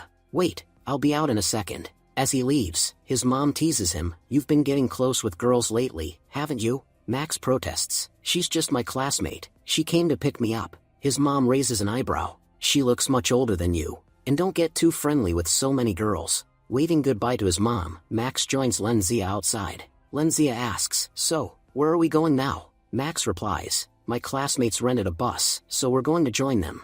Lenzia pouts, but I got this car especially for the occasion. Do I really have to go on a bus now? Max explains, for the spring festival, we're going a little outside the city. It'll take a 2-hour drive. Do you really want to waste 2 hours driving? Besides, you know the fun of a picnic is going together in a bus. The time flies with friends around. Lenzia smiles softly. When I was a child, I went on picnics too, but never without security. I always had guards with me. This will really be a new experience for me. When they reach the bus stop, Finn complains, Lenzia, you didn't speak up for me. Do you know how hard your secretary hit me? Lenzia said, I did try to find you a job, but how can there be one for someone who doesn't know how to do anything and can't handle any work? That's why I couldn't help you. After Zia arrives, everyone gets ready to leave. They reach their destination, Kinshan Mountain. Finn exclaims, today, we'll really enjoy ourselves. We'll have a barbecue party. The boys will cut firewood, and the girls will cook. We're going to eat some amazing food today. Lenzia laughs, you should have just told me. I could have brought delicious 5-star meals. Then we wouldn't have to go through all this trouble here. Finn teases, I forgot, you're so much richer than us. This must look less like a party to you and more like a poor man's roadside stall. Anyway, girls, wash the vegetables. We guys are off to cut wood. Lenzia thinks to herself, I never imagined I'd have to do such things in my life. Zia scolds her, what are you staring at? Hurry up and start washing them. When Lenzia sees worms crawling on an onion, she panics. Zia kills it and remarks, you've never done housework before, have you? Your face shows you don't know anything about this kind of work. Lenzia thinks, this is the first time in my life someone has told me I don't know how to do anything. Honestly, maybe she dislikes me because of Max. Still, there's no use arguing. I'll just do the work slowly. I only need to take a picture of this picnic and send it to Grandpa. He should believe I'm spending proper time with Max. After all, in this entire forest, there are only 4 of us. And Max is even pretending to be my boyfriend. But, what if that pretend relationship turns into reality? Blushing, she catches herself. Wait, what am I thinking? I can't really have feelings for Max. Lenzia walks over to Max. He asks, what's wrong? Do you need something? She answers, I'm not used to being in the forest. I just came here to take a few photos. Once I get some pictures, I'll leave. Max smiles, that's fine. Taking photos isn't a problem, let's do it. Lenzia points, we should go up to that temple. It's a perfect location for photos. She thinks to herself, I said it aloud, but that temple is in a very secluded place. Max suggests, what's the matter? Having trouble climbing? We can take pictures by the river too, the shots there will also look great. But Lenzia insists, no, the view from the mountain top will be much better. As they climb together, Lenzia feels her heart pounding. Why is my heart racing so much? Am I overthinking things? Max turns back. What's wrong, Lenzia? Why are you walking so slowly? She replies, sorry, I got lost in thought. Just then, they notice Zia following behind them. Max asks, Zia, what are you doing here? Zia, annoyed, says, I should be asking you too. What exactly are you doing here? Max explains, didn't I tell you before? Zia and I are pretending to be boyfriend and girlfriend. That's why we came up here, to take pictures on the mountain. Blushing, Zia thinks, why do I suddenly feel like I'm being caught between two lovebirds? I'm the young miss of the Len family. This girl has no right to treat me like this. Maybe I should make things clear right now. Just as she's about to speak, Zia slips, falls, and faints. When she opens her eyes again, it's raining heavily. Max says, after you fainted, a downpour started. That's why we had to stay here. Zia replies softly, at least we're not getting soaked, it's not so bad. Max asks with concern, you're not hurt, are you? She shakes her head, no, I can handle this much. Meanwhile, Zia grows furious watching them. She suddenly complains, Max, my ankle twisted too. Could you please check it for me? Max examines her foot and says, it doesn't seem that serious. Zia thinks angrily, so this girl is challenging me now. Then she declares, my head hurts a lot, I'm feeling sleepy. She leans on Max's shoulder and falls asleep. Not wanting to be outdone, Zia adds, my foot still hurts. I'll sleep too. Now trapped between them, Max thinks, what are these two even doing? Still, at least I'm getting energy points. Otherwise, I'd have left already. Honestly, this situation is benefiting me. But why are these girls behaving like this? Meanwhile, on the other side, we see Finn chopping firewood all alone. He muttered, where did Max and those two girls disappear to? When he finally reached the temple, he saw both girls asleep on Max's shoulders. Max said, the rain has stopped, wake up quickly. But Finn teased, no, don't mind me. You all just continue whatever you were doing. Scene shifts to Max's house, and Aunt was talking to Max's mom. Your son turned out to be something amazing. Who would have thought a boy from our neighborhood would catch such a big fish? Max's mom frowned. What do you mean by that? The aunt replied, why are you pretending? Don't you know about your son's girlfriend? Surprised, Max's mom said, girlfriend? Max never told me anything about having a girlfriend. The aunt revealed, your son's girlfriend is the owner of Len Corporation. I didn't think he'd hide something this big from you, but the whole city already knows about it, except you. Later, when Max came home, his mom stopped him. Wait a second. Aunt Shin came by and told me everything, that you have a girlfriend. The entire city knows. Were you ever planning to tell me? Shocked, Max muttered, how did Aunt Shin even find out about this? Then to his mom he said, but mom, that rumor is completely false. Didn't I promise you that when I actually have a girlfriend, I'll tell you myself? His mom replied sternly, first you're asking how Aunt Shin found out, and then you're saying you don't even have a girlfriend. Which is it? Max tried to explain, I'm only pretending to be Zia's boyfriend so I can protect her from a certain troublemaker. That's all. But his mother didn't believe him. Max sighed, whether you believe me or not is up to you, but I know I haven't done anything wrong. Scene shifts to Liang's gang. The casino owner meets with Liang. Brother Liang, until today we never argued with you over protection fees. Whatever price you asked, we always paid. But now, in your area, my reputation has been crushed on the street. A mere high school kid made me get beaten up by a bunch of workers. If I don't take revenge, how can I run my casino with respect? Liang replied, your casino is in my territory, and in my territory, very few dare to cause trouble. Don't worry, whoever laid a hand on you has already signed his own death warrant. The casino owner nodded. I knew you would help me. I don't know that high schooler's name, but I do have his photo. Liang said coldly, show me. Let me see whose death is coming. When the owner handed over Max's photo, Liang's face changed immediately. You picked a fight with Max D. Roger? The casino owner asked, how do you know this guy's name? Liang, trying to cover, said, listen, Jiaju, we're badly injured right now. For the next 10 days, we can't fight at all. But after 10 days, we'll definitely take revenge on this boy. Jiaju mocked, why do all of your faces show fear after seeing just a high school kid's photo? Don't tell me it was this boy who made you all end up like this. Liang snapped, shut your mouth. Speak within your limits. You don't need to know what fight caused our condition. Just then, Liang's boss Penguin arrived. Liang, how did your whole gang get injured like this? Startled, Liang said, Boss Penguin, you here? Jiaju stammered, you must be Boss Penguin, the one who controls all 4 nearby districts. Brother Liang didn't help me even after I paid protection fees. But I trust you will. Penguin roared at Liang, you fool. What nonsense am I hearing? Do you know how many people are lined up for your job? I gave you this position because I thought you were capable, and now I hear my customers are dissatisfied because of you. Tell me, which bastard had the guts to anger my people? I won't spare him. Liang thought to himself, Boss Penguin is far too dangerous. If it were just me, I would have only beaten Max up and let him go. But this man, he'll kill him. No matter what, Max is still just a boy. I can't let them destroy him like this. Penguin shouted. Why haven't you told me the name yet? Has my fear left your heart after being beaten once? Don't worry, I'll find out myself. But one thing is clear, you're not fit to be the leader of this gang. Scene shifted. We see Max showing Dalu and Bola their new house. Suddenly, he gets a call from Sarah, who tells him his father has been attacked and is in the hospital. Max rushes there and finds his father badly injured. Shocked, Max asks, Dad, what happened? His father explains, we were attacked by members of the Penguin Gang.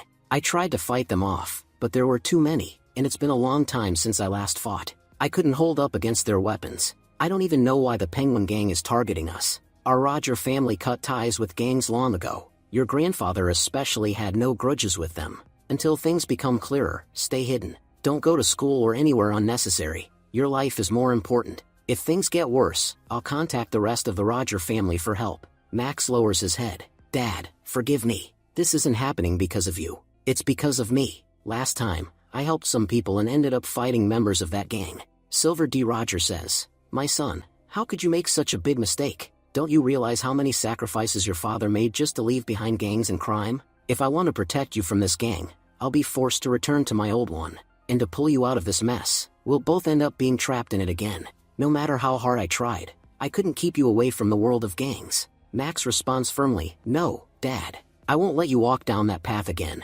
Since my childhood, you've worked so hard to keep me away from that life. If we rely on those people for survival now, then all of your efforts and sacrifices will be wasted. I promise you, I'll solve this matter, but in my own way. Just give me a few days. I'll handle it. I'll punish them so badly that from now on, they'll think 10 times before even hurting an ant, let alone a person. Silver D. Roger shakes his head. No, son. Don't go near those people. As Max leaves the hospital, he sees Penguin waiting outside. Penguin smirks. Must have felt terrible, seeing your father like that. Max, furious. You bastard. Who the hell are you to talk about my dad like that? Penguin laughs. You don't recognize me? I'm the one who put your father in that condition. I'll admit, even at his age, he fought impressively. It's the first time I've had to use so much strength against someone. Max clenches his fists. So it was you who attacked my father. Tell me, what reason did you have for going after him? Penguin sneers. Your weakness is your family. Touch them, and you lose control. For me, it's my customers who matter most. If I take their protection money but can't even protect them from some high school kid, why would they pay me? Your mistake was focusing on gangs instead of your studies. This world you stepped into, once you're in, there's no way out alive. Max glares at him, raising his stance. We'll see who walks out of here alive. Max launches a powerful attack, but Penguin skillfully blocks it. Penguin smirks again. For your age, your strength is impressive. But because of your lack of practice, your skills aren't refined. Penguin counters and attacks Max. But suddenly, Bola jumps in, taking the hit on himself. Despite his steel-like body, Bola collapses from just one strike. Penguin shakes his hand, wincing. His body was tough. My fingers are aching after that blow. Then Dala charges forward, restrains Penguin, and shouts to Max, Now, attack him. Before Max can strike, Penguin hurls Dala straight into Max, knocking them both down. Max thinks, I knew this bald man would be a tough fighter. I have strength, but my lack of skill is holding me back. Time to move to Plan B. Just as Penguin is about to grab Max by the throat, Inspector Wong arrives. Inspector Wong declares, In my territory, no one lays a hand on Max. Penguin scoffs, I'm Penguin, the undisputed king of these 4 cities. As long as I'm here, I fear nothing. Not you, not even your chief. Even he would think 10 times before trying to shoot me. Wong aims his gun without hesitation. Maybe the chief would think twice. But me? Never. Take one more step, baldhead, and I'll empty this entire gun into your skull. You don't know. I'm the lion of this city. When I get serious, even the most powerful men tremble. And you're nothing. Penguin charges forward, snarling, Inspector, you've spoken far beyond your limits. But Inspector Wong shoots him in the leg. Wong warns, I told you, I don't make empty threats. Be grateful I shot you here, in front of a hospital. If it had been anywhere else, you'd already be dead. Penguin grits his teeth. Inspector, once I recover, I won't spare you. Max watches, impressed. Inspector Wong, you really are incredible. Scene shifts to police station. Inspector Wong addresses Max. You don't realize how big a criminal you helped us capture today.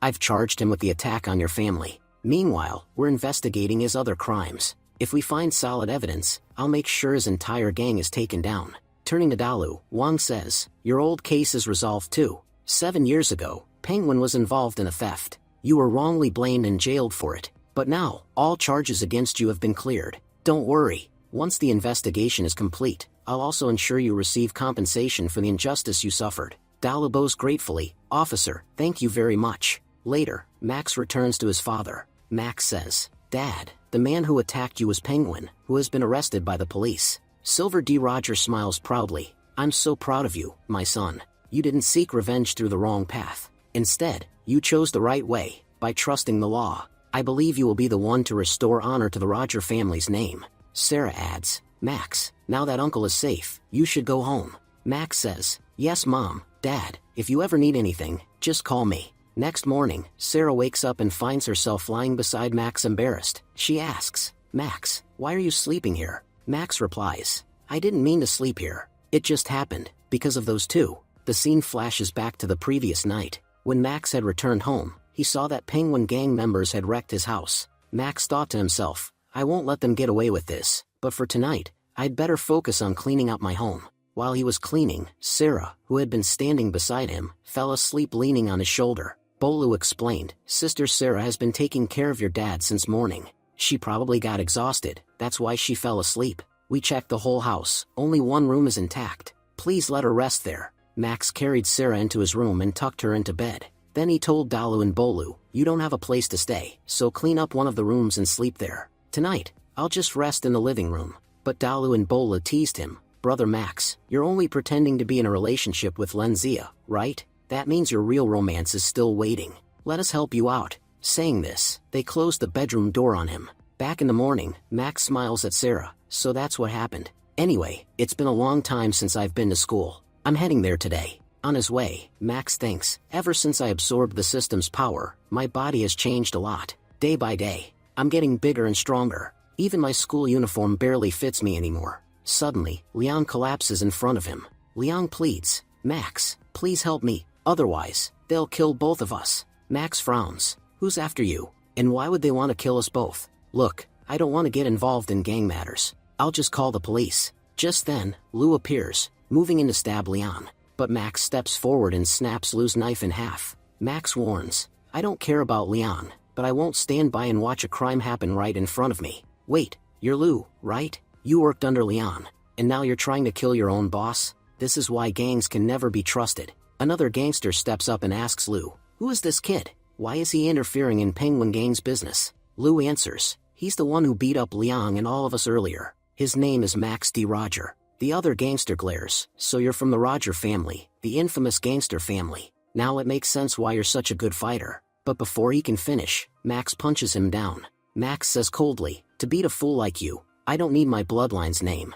Anyway, I don't even have time to fight you. Class is about to start. Instead of me, the police will fight you. Hearing this, Lou and the gangster panic. He's talking about calling the police. We can't let cops get involved in this matter. Max turns to Leon. See? Even your own men are trying to kill you. I told you, running a gang is meaningless. Should I call you an ambulance, or will you manage to crawl to the hospital yourself? Leon mutters weakly, Small wounds don't matter to me. But he collapses unconscious. Later, Leon wakes up in a hospital bed. Shocked, he asks, How did I end up here? Max answers, I carried you here and saved your life. Leon, wide-eyed, You saved me? Max nods, Yes. Actually, I was coming to talk to you. There's something important you need to know. Penguin Gang has taken over the city. Their strength is 100 times greater than ours. Max replies indifferently, So what? I'm just a high schooler, not a gangster. Why should I care what happens in the gangster world? Leon shakes his head. You may not want to care, but you're already involved. Don't you remember beating up that casino owner?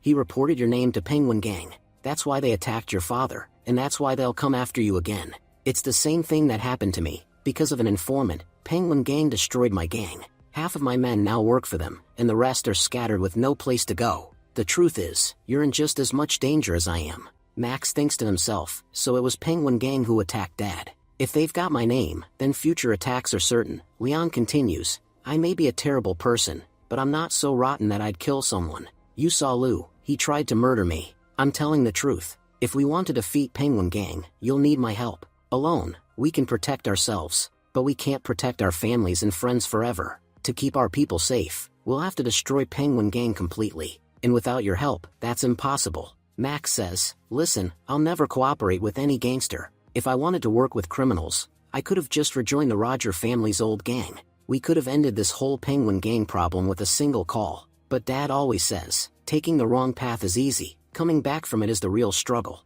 I know how to protect my family in my own way. And if you stop living like a gangster and start doing normal work, they won't even bother attacking you. If you really want to take down the penguin gang, do it legally. Since you were once part of the underworld, you must already have a lot of evidence against them. If you're afraid to talk to the police, I'll do it for you. But I'll never advise you, or myself, to walk down the wrong road again. Leon replies, alright, then will you help me collect evidence against them? I promise, once they're destroyed, I'll choose the right path. Max nods, fine, I promise I'll help you. But first, focus on getting better. Walking out of the hospital, Max mutters, it's already so late, too late to make it to school. I'll just stop by to meet Dalu and Bola first. Scene shifts to Len Corporation. Max arrives at Len Corporation. As soon as he walks in, the main gates open automatically and all the staff greet him respectfully. Max thinks, last time, even the security guards couldn't protect me properly. But this time, they've learned from their mistakes. Impressive. They've really improved. He walks into Dalu and Bola's office and says, if you two are done with work, let's head home. But to his surprise, both of them are buried under piles of paperwork. Max shocked, as security team leaders, you guys have this much work? Dalu replies, big brother, just wait 20 more minutes. We'll finish everything quickly. While waiting outside, Max reflects, watching Dalu and Bola work so hard reminds me of how I used to struggle back when I was studying. I gave my best, but nothing seemed to work out. Now, with the system helping me, I can do anything, yet, somehow, I feel empty. It's like I'm relying too much on someone else's strength. If I really want to achieve something meaningful, I'll have to work hard on my own. Depending on the system all the time isn't a good thing. After a while, Dalu and Bola return. Dalu said, brother, we didn't keep you waiting too long, right? Max said, I can wait as long as I want, I've got plenty of time. You both looked really busy. Tearfully, Dalu and Bola say, all our lives, we focused only on martial arts. We thought being a bodyguard just meant being strong. But today we realized, a bodyguard has so many other responsibilities. We have to check surveillance cameras, record data, monitor systems. More than half of the security work happens in the control room. Physical strength hardly matters here. We wasted years training our muscles, when what really mattered were the skills we never learned. That's why we're struggling so much now. Max smiles and replies, be grateful that you at least get to work in a field related to what you've trained for all your lives. These days, people study engineering and then brag about running tea stalls. Think about it, engineering and tea making are two completely different skills. Someone who never studied engineering can still make tea, but to sell tea, they end up making a joke of their hard-earned degree. You guys, on the other hand, are using your martial arts skills as professional bodyguards. That's something to be proud of. Bola nods, you're right, brother. We admit we have flaws, but we'll keep improving. And once we become proper bodyguards, we'll return to our village, to show everyone that we made something of ourselves. Max said, alright, but for now, come with me. Don't forget, we still have to clean up the house. Dalu adds, brother, we really believe that one day you'll build a company even bigger than Len Corporation. When that happens, we'd love to work there. Max laughs, who knows? Maybe someday we will have a company greater than Len Corporation.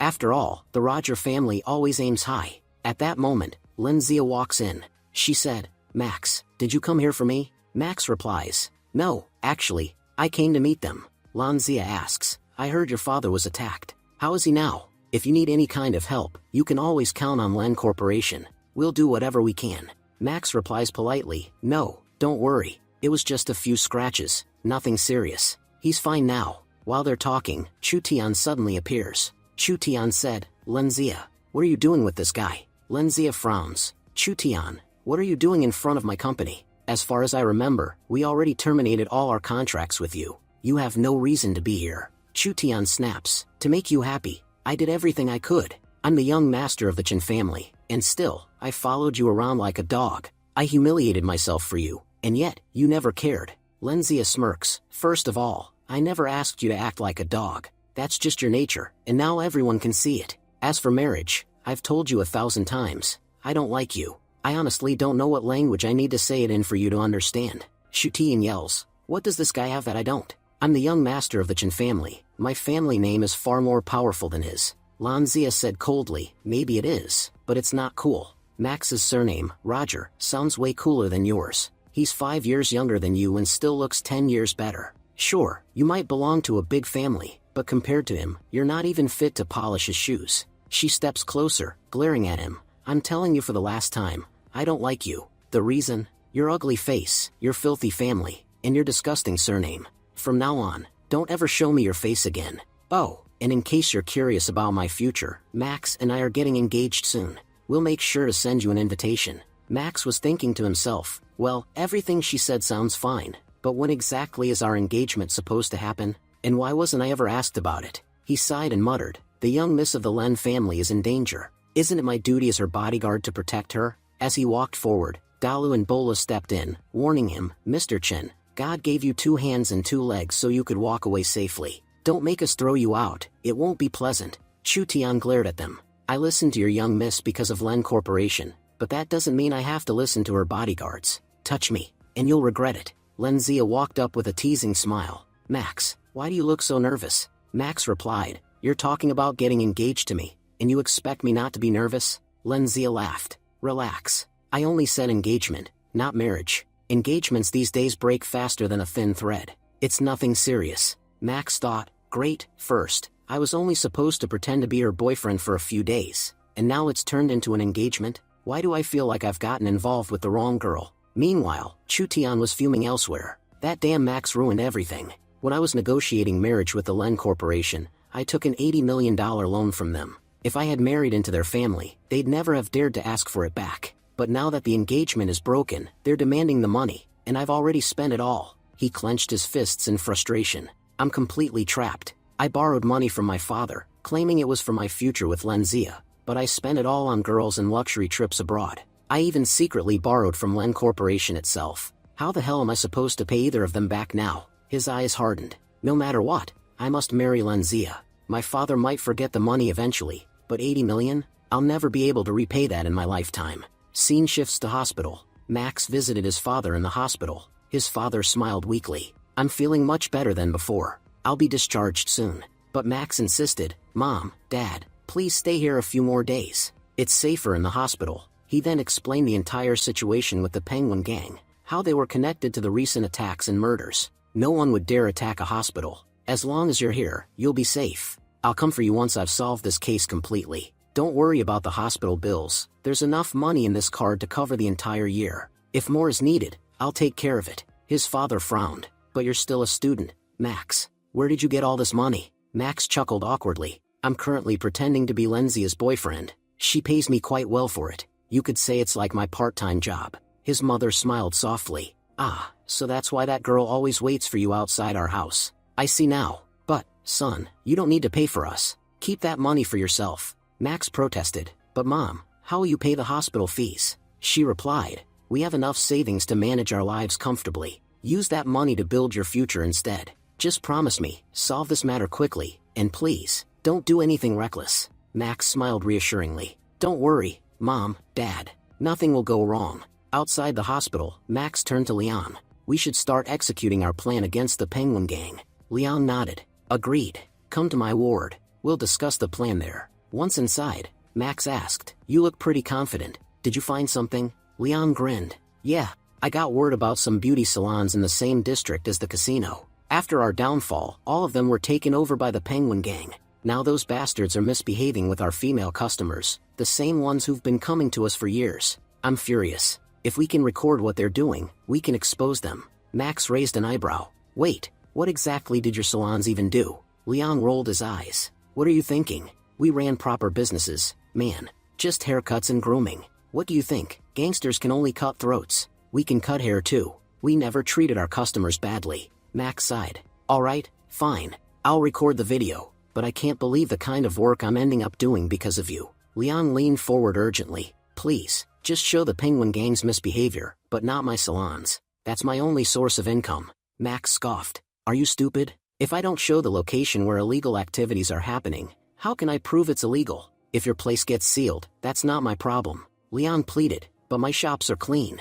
I've only ever cut hair there, nothing else. The problem is, I don't even know what those Penguin Gang thugs are doing inside now. If they're running shady business, my salons will be shut down for nothing. Please, I'll even give you a share of my income. Just save them somehow. I'm not doing this just for myself. I ran that gang for 10 years, gave jobs to my brothers, men who knew nothing but fighting and pickpocketing.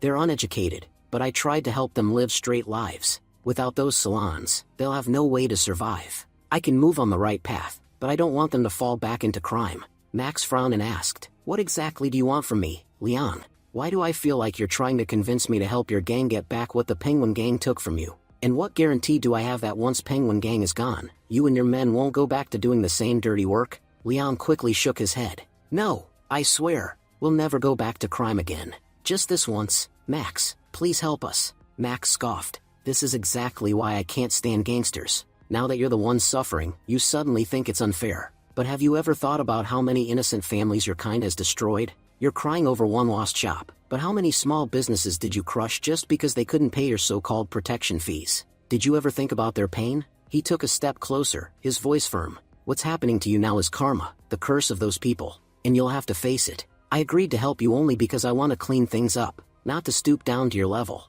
Leon lowered his head, ashamed. "You're right, Max. I admit every wrong I've done, but I swear, from now on, I'll never do anything illegal again. I just want to help my brothers find honest work. I'm bringing them back together, not to rebuild a gang, but to rebuild their lives." Max sighed. "Look, Leon, I want to believe you, but I can't fully trust your words yet, and I'm not interested in taking a share of your salon either. From now on, I'll be the leader of your lovely gang, only to make sure your men walk the right path. After that, the lovely gang will be finished for good." Leon smirked faintly. "Fine. I've got no problem calling you boss. Should I start calling you Big Brother Max?" Max waved his hand. No, none of that nonsense. I said I'll lead the gang, but only for good deeds. Anyway, I'm heading out for some investigation."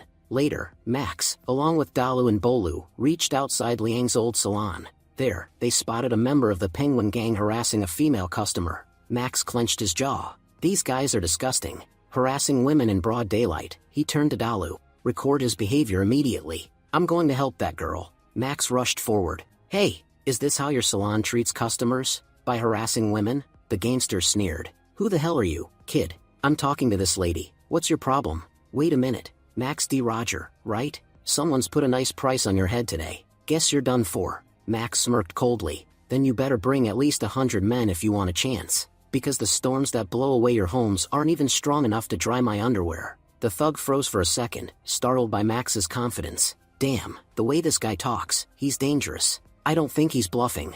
Fighting him now would be a mistake." Just then, a group of Penguin Gang members burst out of the salon. "Brother Dong, that's Max D. Roger, the guy we were paid to kill. Looks like he came here to die himself." Dong shouted nervously. "No, we're not fighting him now. We don't have enough men."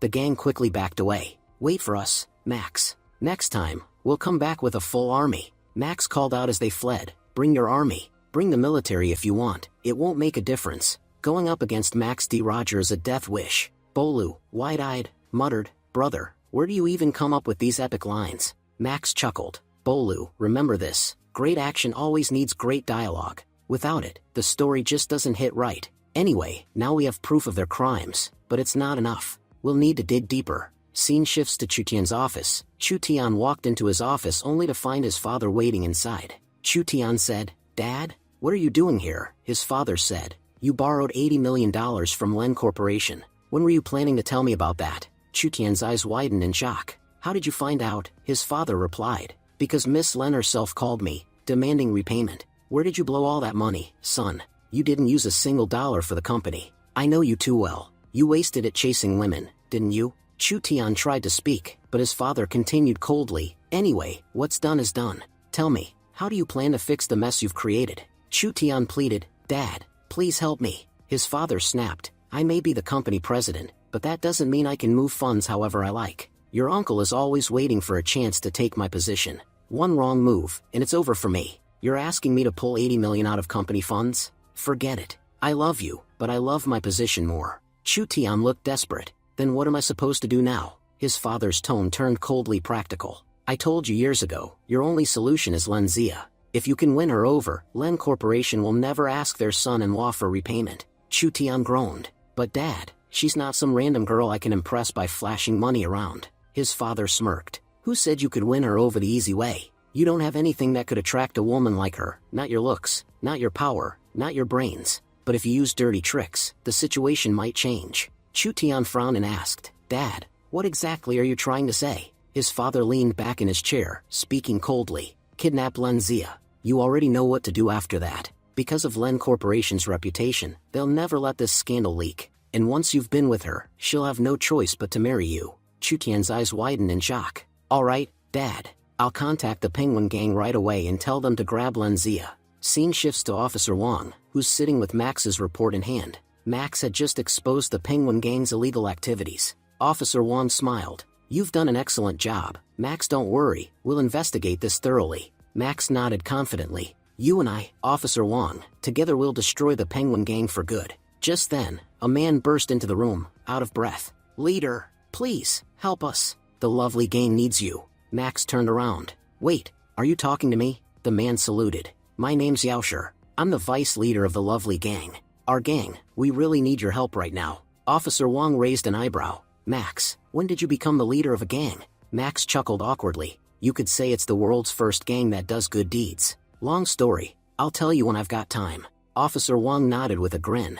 I trust you, Max. I know you'd never do anything bad. Later, Max arrived at the lovely gang's base. Inside, the members looked broken and hopeless. One of them muttered, Our boss Liang's been badly injured. Some of our brothers even betrayed us and joined the Penguin Gang. We don't know any real jobs. Maybe it's better if we just die. At least our suffering will end. Max stepped in firmly. Stop right there. Ding, one of the men looked up weakly. Max, what are you doing here? Did you come to arrest us? Don't worry, in 5 minutes, we'll be dead anyway. Yaosher interrupted. Brothers, I met Liang. He told me from now on, our leader is Max. Whatever he says, we follow. For our brother's sake. Max looked around at the defeated faces and spoke passionately. Look, the condition you're in today, it's because of your own actions. You've done terrible things. That's why you're suffering. But it's also true that your parents depend on you. Taking your own life isn't the solution. Do you want your families to starve after you're gone? One man shouted bitterly. Easy for you to say, Max. You're educated. You have a future. We're criminals. No company would even hire us as janitors, let alone security guards. At least when we did dirty work, we could feed our families. Better to die than watch them starve. Max's tone softened. You think I'm here to look down on you? Not at all. I just don't understand how men like you, who clearly don't have courage, ended up becoming gangsters. Look, I came here to help you become better men.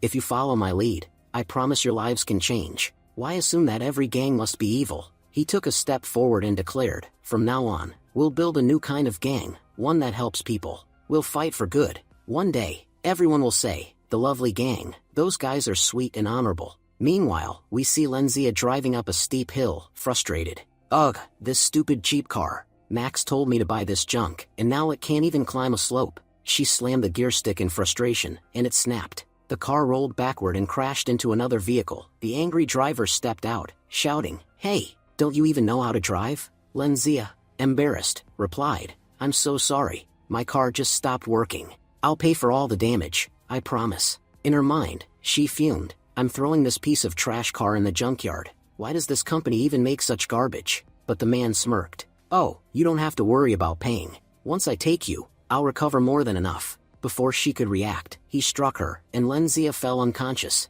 Back with Max and the gang, Yaosher asked, Leader Max, how are we supposed to become better people? What's your plan? Max replied, Listen, you've all committed crimes. That means no one's going to hire you. So we have only one option left. We start our own business. He smiled confidently. I have an idea. We'll open an internet cafe. Think about it. Internet cafes are places where people often get into fights. If you guys are there, no one will dare cause trouble. Gamers can come, play peacefully, and enjoy themselves. It'll be good business, and a good deed. He crossed his arms. Once Liang recovers, I'll talk to him about this plan. But tell me, have we found any solid evidence against the Penguin Gang yet? Yaosher spoke confidently. I've already planted some of my loyal men inside the Penguin Gang. The moment they make a mistake, we'll expose them instantly. Just then, another gang member rushed in, panicked. Leader, someone's been kidnapped near Huang Street. Max immediately asked, Do you know if it was done by members of the Penguin Gang? The man shook his head nervously. I'm not sure, but they're taking the victim to the Red State Hotel. That's Penguin Gang territory.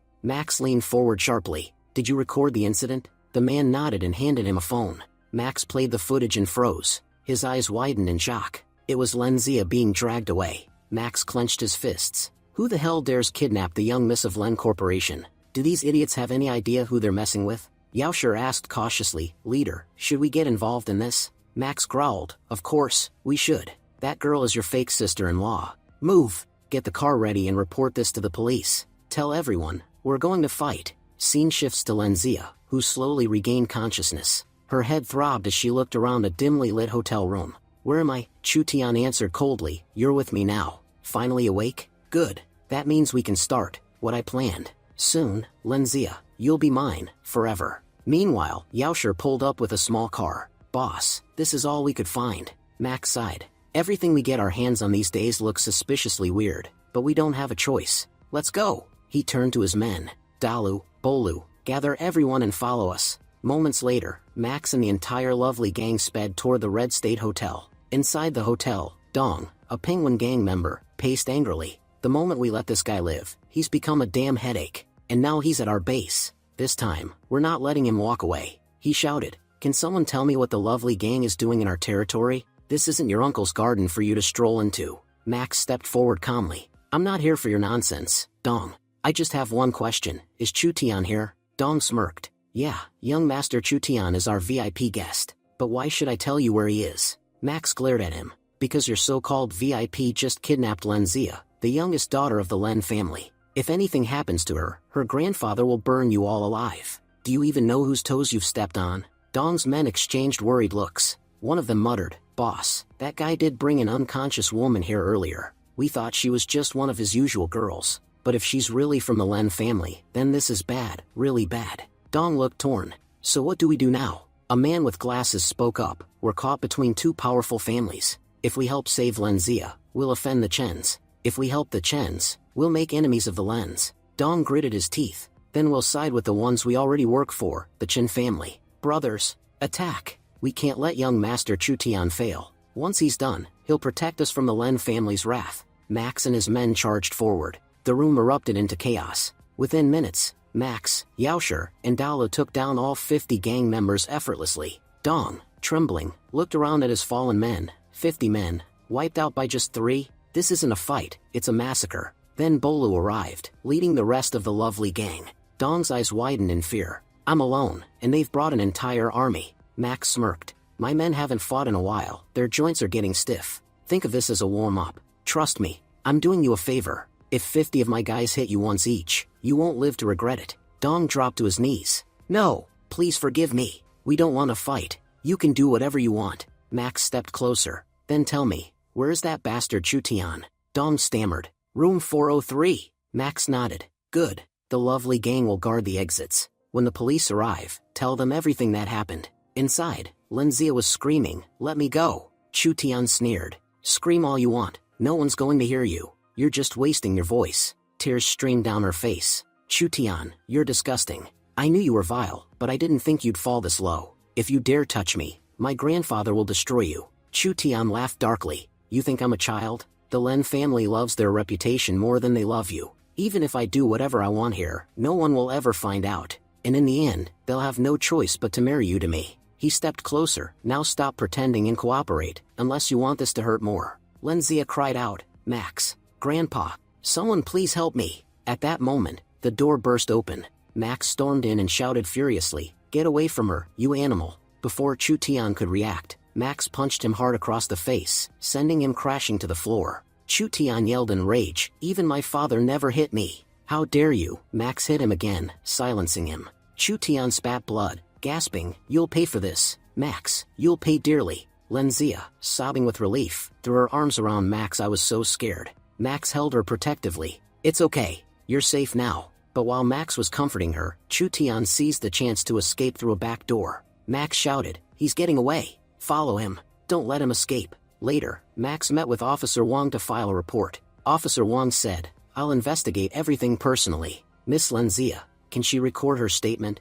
Max replies, she's still in shock right now, but she will later. I'll bring her to you myself. Then Dalu ran in, out of breath. Boss, that scumbag got away. He slipped through the alleys. I lost him. What should we do now? Max sighed. The Chen family is powerful. They'll probably use their influence to erase every piece of evidence. To bring them down, we'll need to find another way. For now, everyone go rest. We've done enough for one day. That night, As Dalu was about to head home, a police officer approached him. "Officer Wang sent me. I have bad news. The Chen family has used their connections to file a case against Max. The police will come to arrest him soon." Dalu's eyes widened in shock. "What? After everything he's done to save her?" Dalu muttered to himself, "If that's true, I need to inform the boss immediately." Meanwhile, at the Len family mansion, Grandpa Len was fuming with rage. "That bastard Chu Tian dared to kidnap my granddaughter? Looks like he's grown tired of living." Slamming his cane on the ground, he barked into his phone, "I want 200 men ready immediately.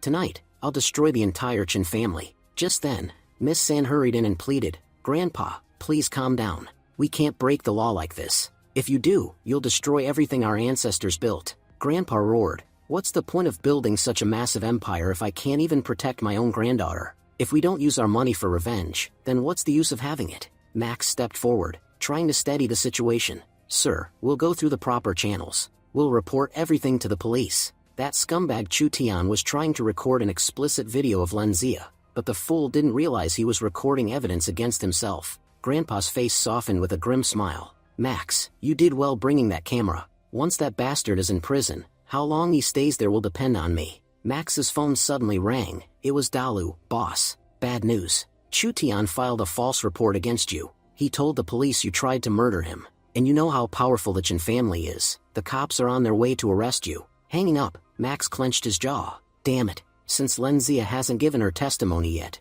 our case wasn't officially filed. That bastard used the delay to strike first and file against me." Lenzia asked anxiously, "Then what do we do now, Max?" Max took a deep breath. He thinks we don't have evidence. But what he doesn't know is that we have everything we need. Even if they arrest me, they won't be able to hold me for long. Just then, Officer Wang called. "Max, listen carefully. The police are coming to arrest you. Chu Tian's using some very dirty tricks, and since the police department receives heavy funding from the Chen family, they won't listen to your side. I spoke up for you, but they removed me from the case. They know I'll never let them frame you. You're the only one who has solid evidence against Chu Tian. Don't hand it over to anyone yet. Many senior officers are in the Chen family's pocket. When they arrest you, don't resist. Let them take you quietly. Once you're in custody, the Len family will officially file their case. When two of the city's most powerful families go head-to-head, the higher authorities will have no choice but to convene an emergency meeting. That's when you'll reveal the evidence, in front of everyone. Once that happens, the Chen family won't be able to escape justice." Max replied calmly, "Thank you, Officer Wang. Don't worry, everything will go exactly as planned." Moments later, police cars screeched to a halt outside the Len residence. Grandpa Len stormed out, furious. "How dare they come here to arrest my granddaughter's savior? I'll have them all fired." Max stepped forward and placed a reassuring hand on his shoulder. "Grandpa, please." Even a lion takes a few steps back before it leaps forward. "We're about to bring down the Chen family. Let's give them a moment to think they've won." Grandpa paused, then nodded reluctantly as Max was led away in handcuffs. At the station, Max was escorted into the interrogation room, where Deputy Li, a loyal dog of the Chen family, awaited him. Deputy Li slammed his hand on the table. "Because of you, young Master Chu Tian lost a tooth. Do you realize you've committed a second-degree assault? You could spend 10 years in prison." Max leaned back, unfazed. "Are you interrogating me or accusing me? Looks like the Chen family only told you half the story." "Yes, I hit him.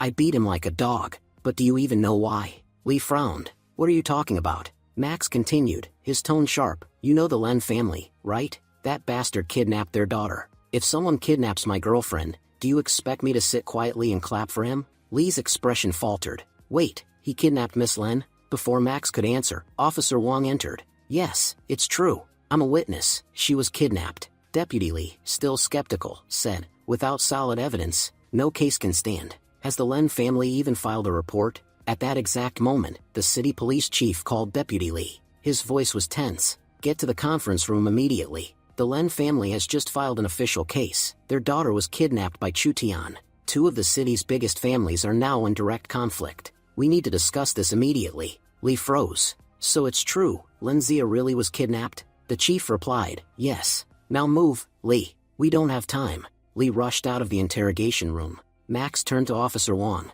"What's going on, officer?" Wang smiled faintly. "Exactly what we planned. The Len family filed their case at the perfect time. Now that both families are clashing, the entire police force will hold a meeting. Trust me, Chu Tian's done for." In the large conference hall, senior officers gathered around the table. The police chief stood at the front. "Gentlemen, I need everyone's opinion on this case. It involves both the Len and Chen families. We must handle it carefully." Before anyone could speak, Deputy Lee, ever the Chen family loyalist, stood up and began flattering them. Deputy Lee stood up confidently and said, "The Chen family has played a major role in building this city into what it is today. We can't just tarnish their son's reputation so easily." The police chief raised an eyebrow. "Deputy Lee, why do I get the feeling that you're defending the Chen family a bit too much? You remember who pays your salary, don't you? It's the government, not the Chens. So I suggest you focus on your duty." He turned toward another officer. "Captain Yu, give us the final report." Captain Yu stood and calmly explained the entire case. Before he could finish, Deputy Lee interrupted. "All that you're saying sounds good, but where's the evidence?" Captain Yu replied firmly, "Even if we don't have all the physical evidence yet, we have multiple witnesses. Many people saw the kidnapping of the Len family's daughter. They also saw Chu Tian fleeing the scene." Just then, the meeting room doors burst open. Mrs. Chen, Chu Tian's mother, stormed in furiously. "Deputy Lee, you know my son is innocent. How dare you let them file a case against him?" Deputy Lee tried to calm her down, whispering, "Madam, please, the police chief is here. I can't say anything right now." But Mrs. Chen refused to listen. Captain Yu frowned. "Madam, please wait outside. This is an official meeting." She glared at him. "You're just a low-ranking captain. You can't stop me. I came here to speak to Deputy Lee." The police chief stood up, his tone cold. "So, Deputy Lee has become that important now, huh? Well, I am the chief of police here. Tell me, Mrs. Chen, what exactly do you want? I don't care if you belong to the Chen family or any other. If you interrupt this meeting for even one more second, I'll make sure you end up in jail, whether your son does or not. Now, get out of my conference room." He signaled to the guards, and Mrs. Chen was escorted out forcefully. Moments later, Officer Wang entered. "Chief, Miss Lenzia has arrived, and she's brought all the evidence with her." The chief nodded. "Good, bring her in immediately." Lenzia walked in, composed but firm. "This is the DNA report. The hair found at the place where I was held matches Chu Tian's. These are photographs taken by bystanders at the scene. And here," she placed a pen drive on the table, "is a video Chu Tian recorded to blackmail me. You can clearly see him and hear his voice, explaining exactly what he intended to do." Officer Wang reviewed the material, then looked up. "These are solid, irrefutable pieces of evidence. Thank you, Miss Lenzia. Because of you, this case is now officially solved. The guilty will not escape justice." Lenzia asked softly, "So what happens now?" Officer Wang replied, "Now that Chu Tian's crime has been proven, Max will be released immediately." Her eyes brightened. "Then, can I take Max home?" Officer Wang smiled. "Yes, you may." Unbeknownst to them, Mrs. Chen had overheard everything before leaving. Later, back at the Chen Corporation, she rushed into her husband's office. "Our son, Chu Tian, is in serious trouble." Mr. Chen frowned. "Calm down. I already spoke to Deputy Lee. He'll take care of it." She shook her head. "No, you don't understand. I went to the police station myself. The chief was there, and Lenzia presented all the evidence in front of everyone. Our son has been declared guilty." Mr. Chen looked stunned. "What? That's impossible. I'll call Deputy Lee right now." He dialed quickly. "Deputy Lee, how could this happen? How can my son be punished while you're still in charge?" Deputy Lee's furious voice came through the phone. "How dare you call me? Your son committed a serious crime, and you lied to me about it. I almost lost my job defending him in front of the police chief. Your son is a criminal, and he'll be punished accordingly. Don't ever call me again. I don't want to get dragged down because of you." Mr. Chen stared at the phone in disbelief. "Brotherly, please, try to understand." But Deputy Lee had already hung up. What happens next will be revealed in the next episode. Thank you for watching and stay tuned.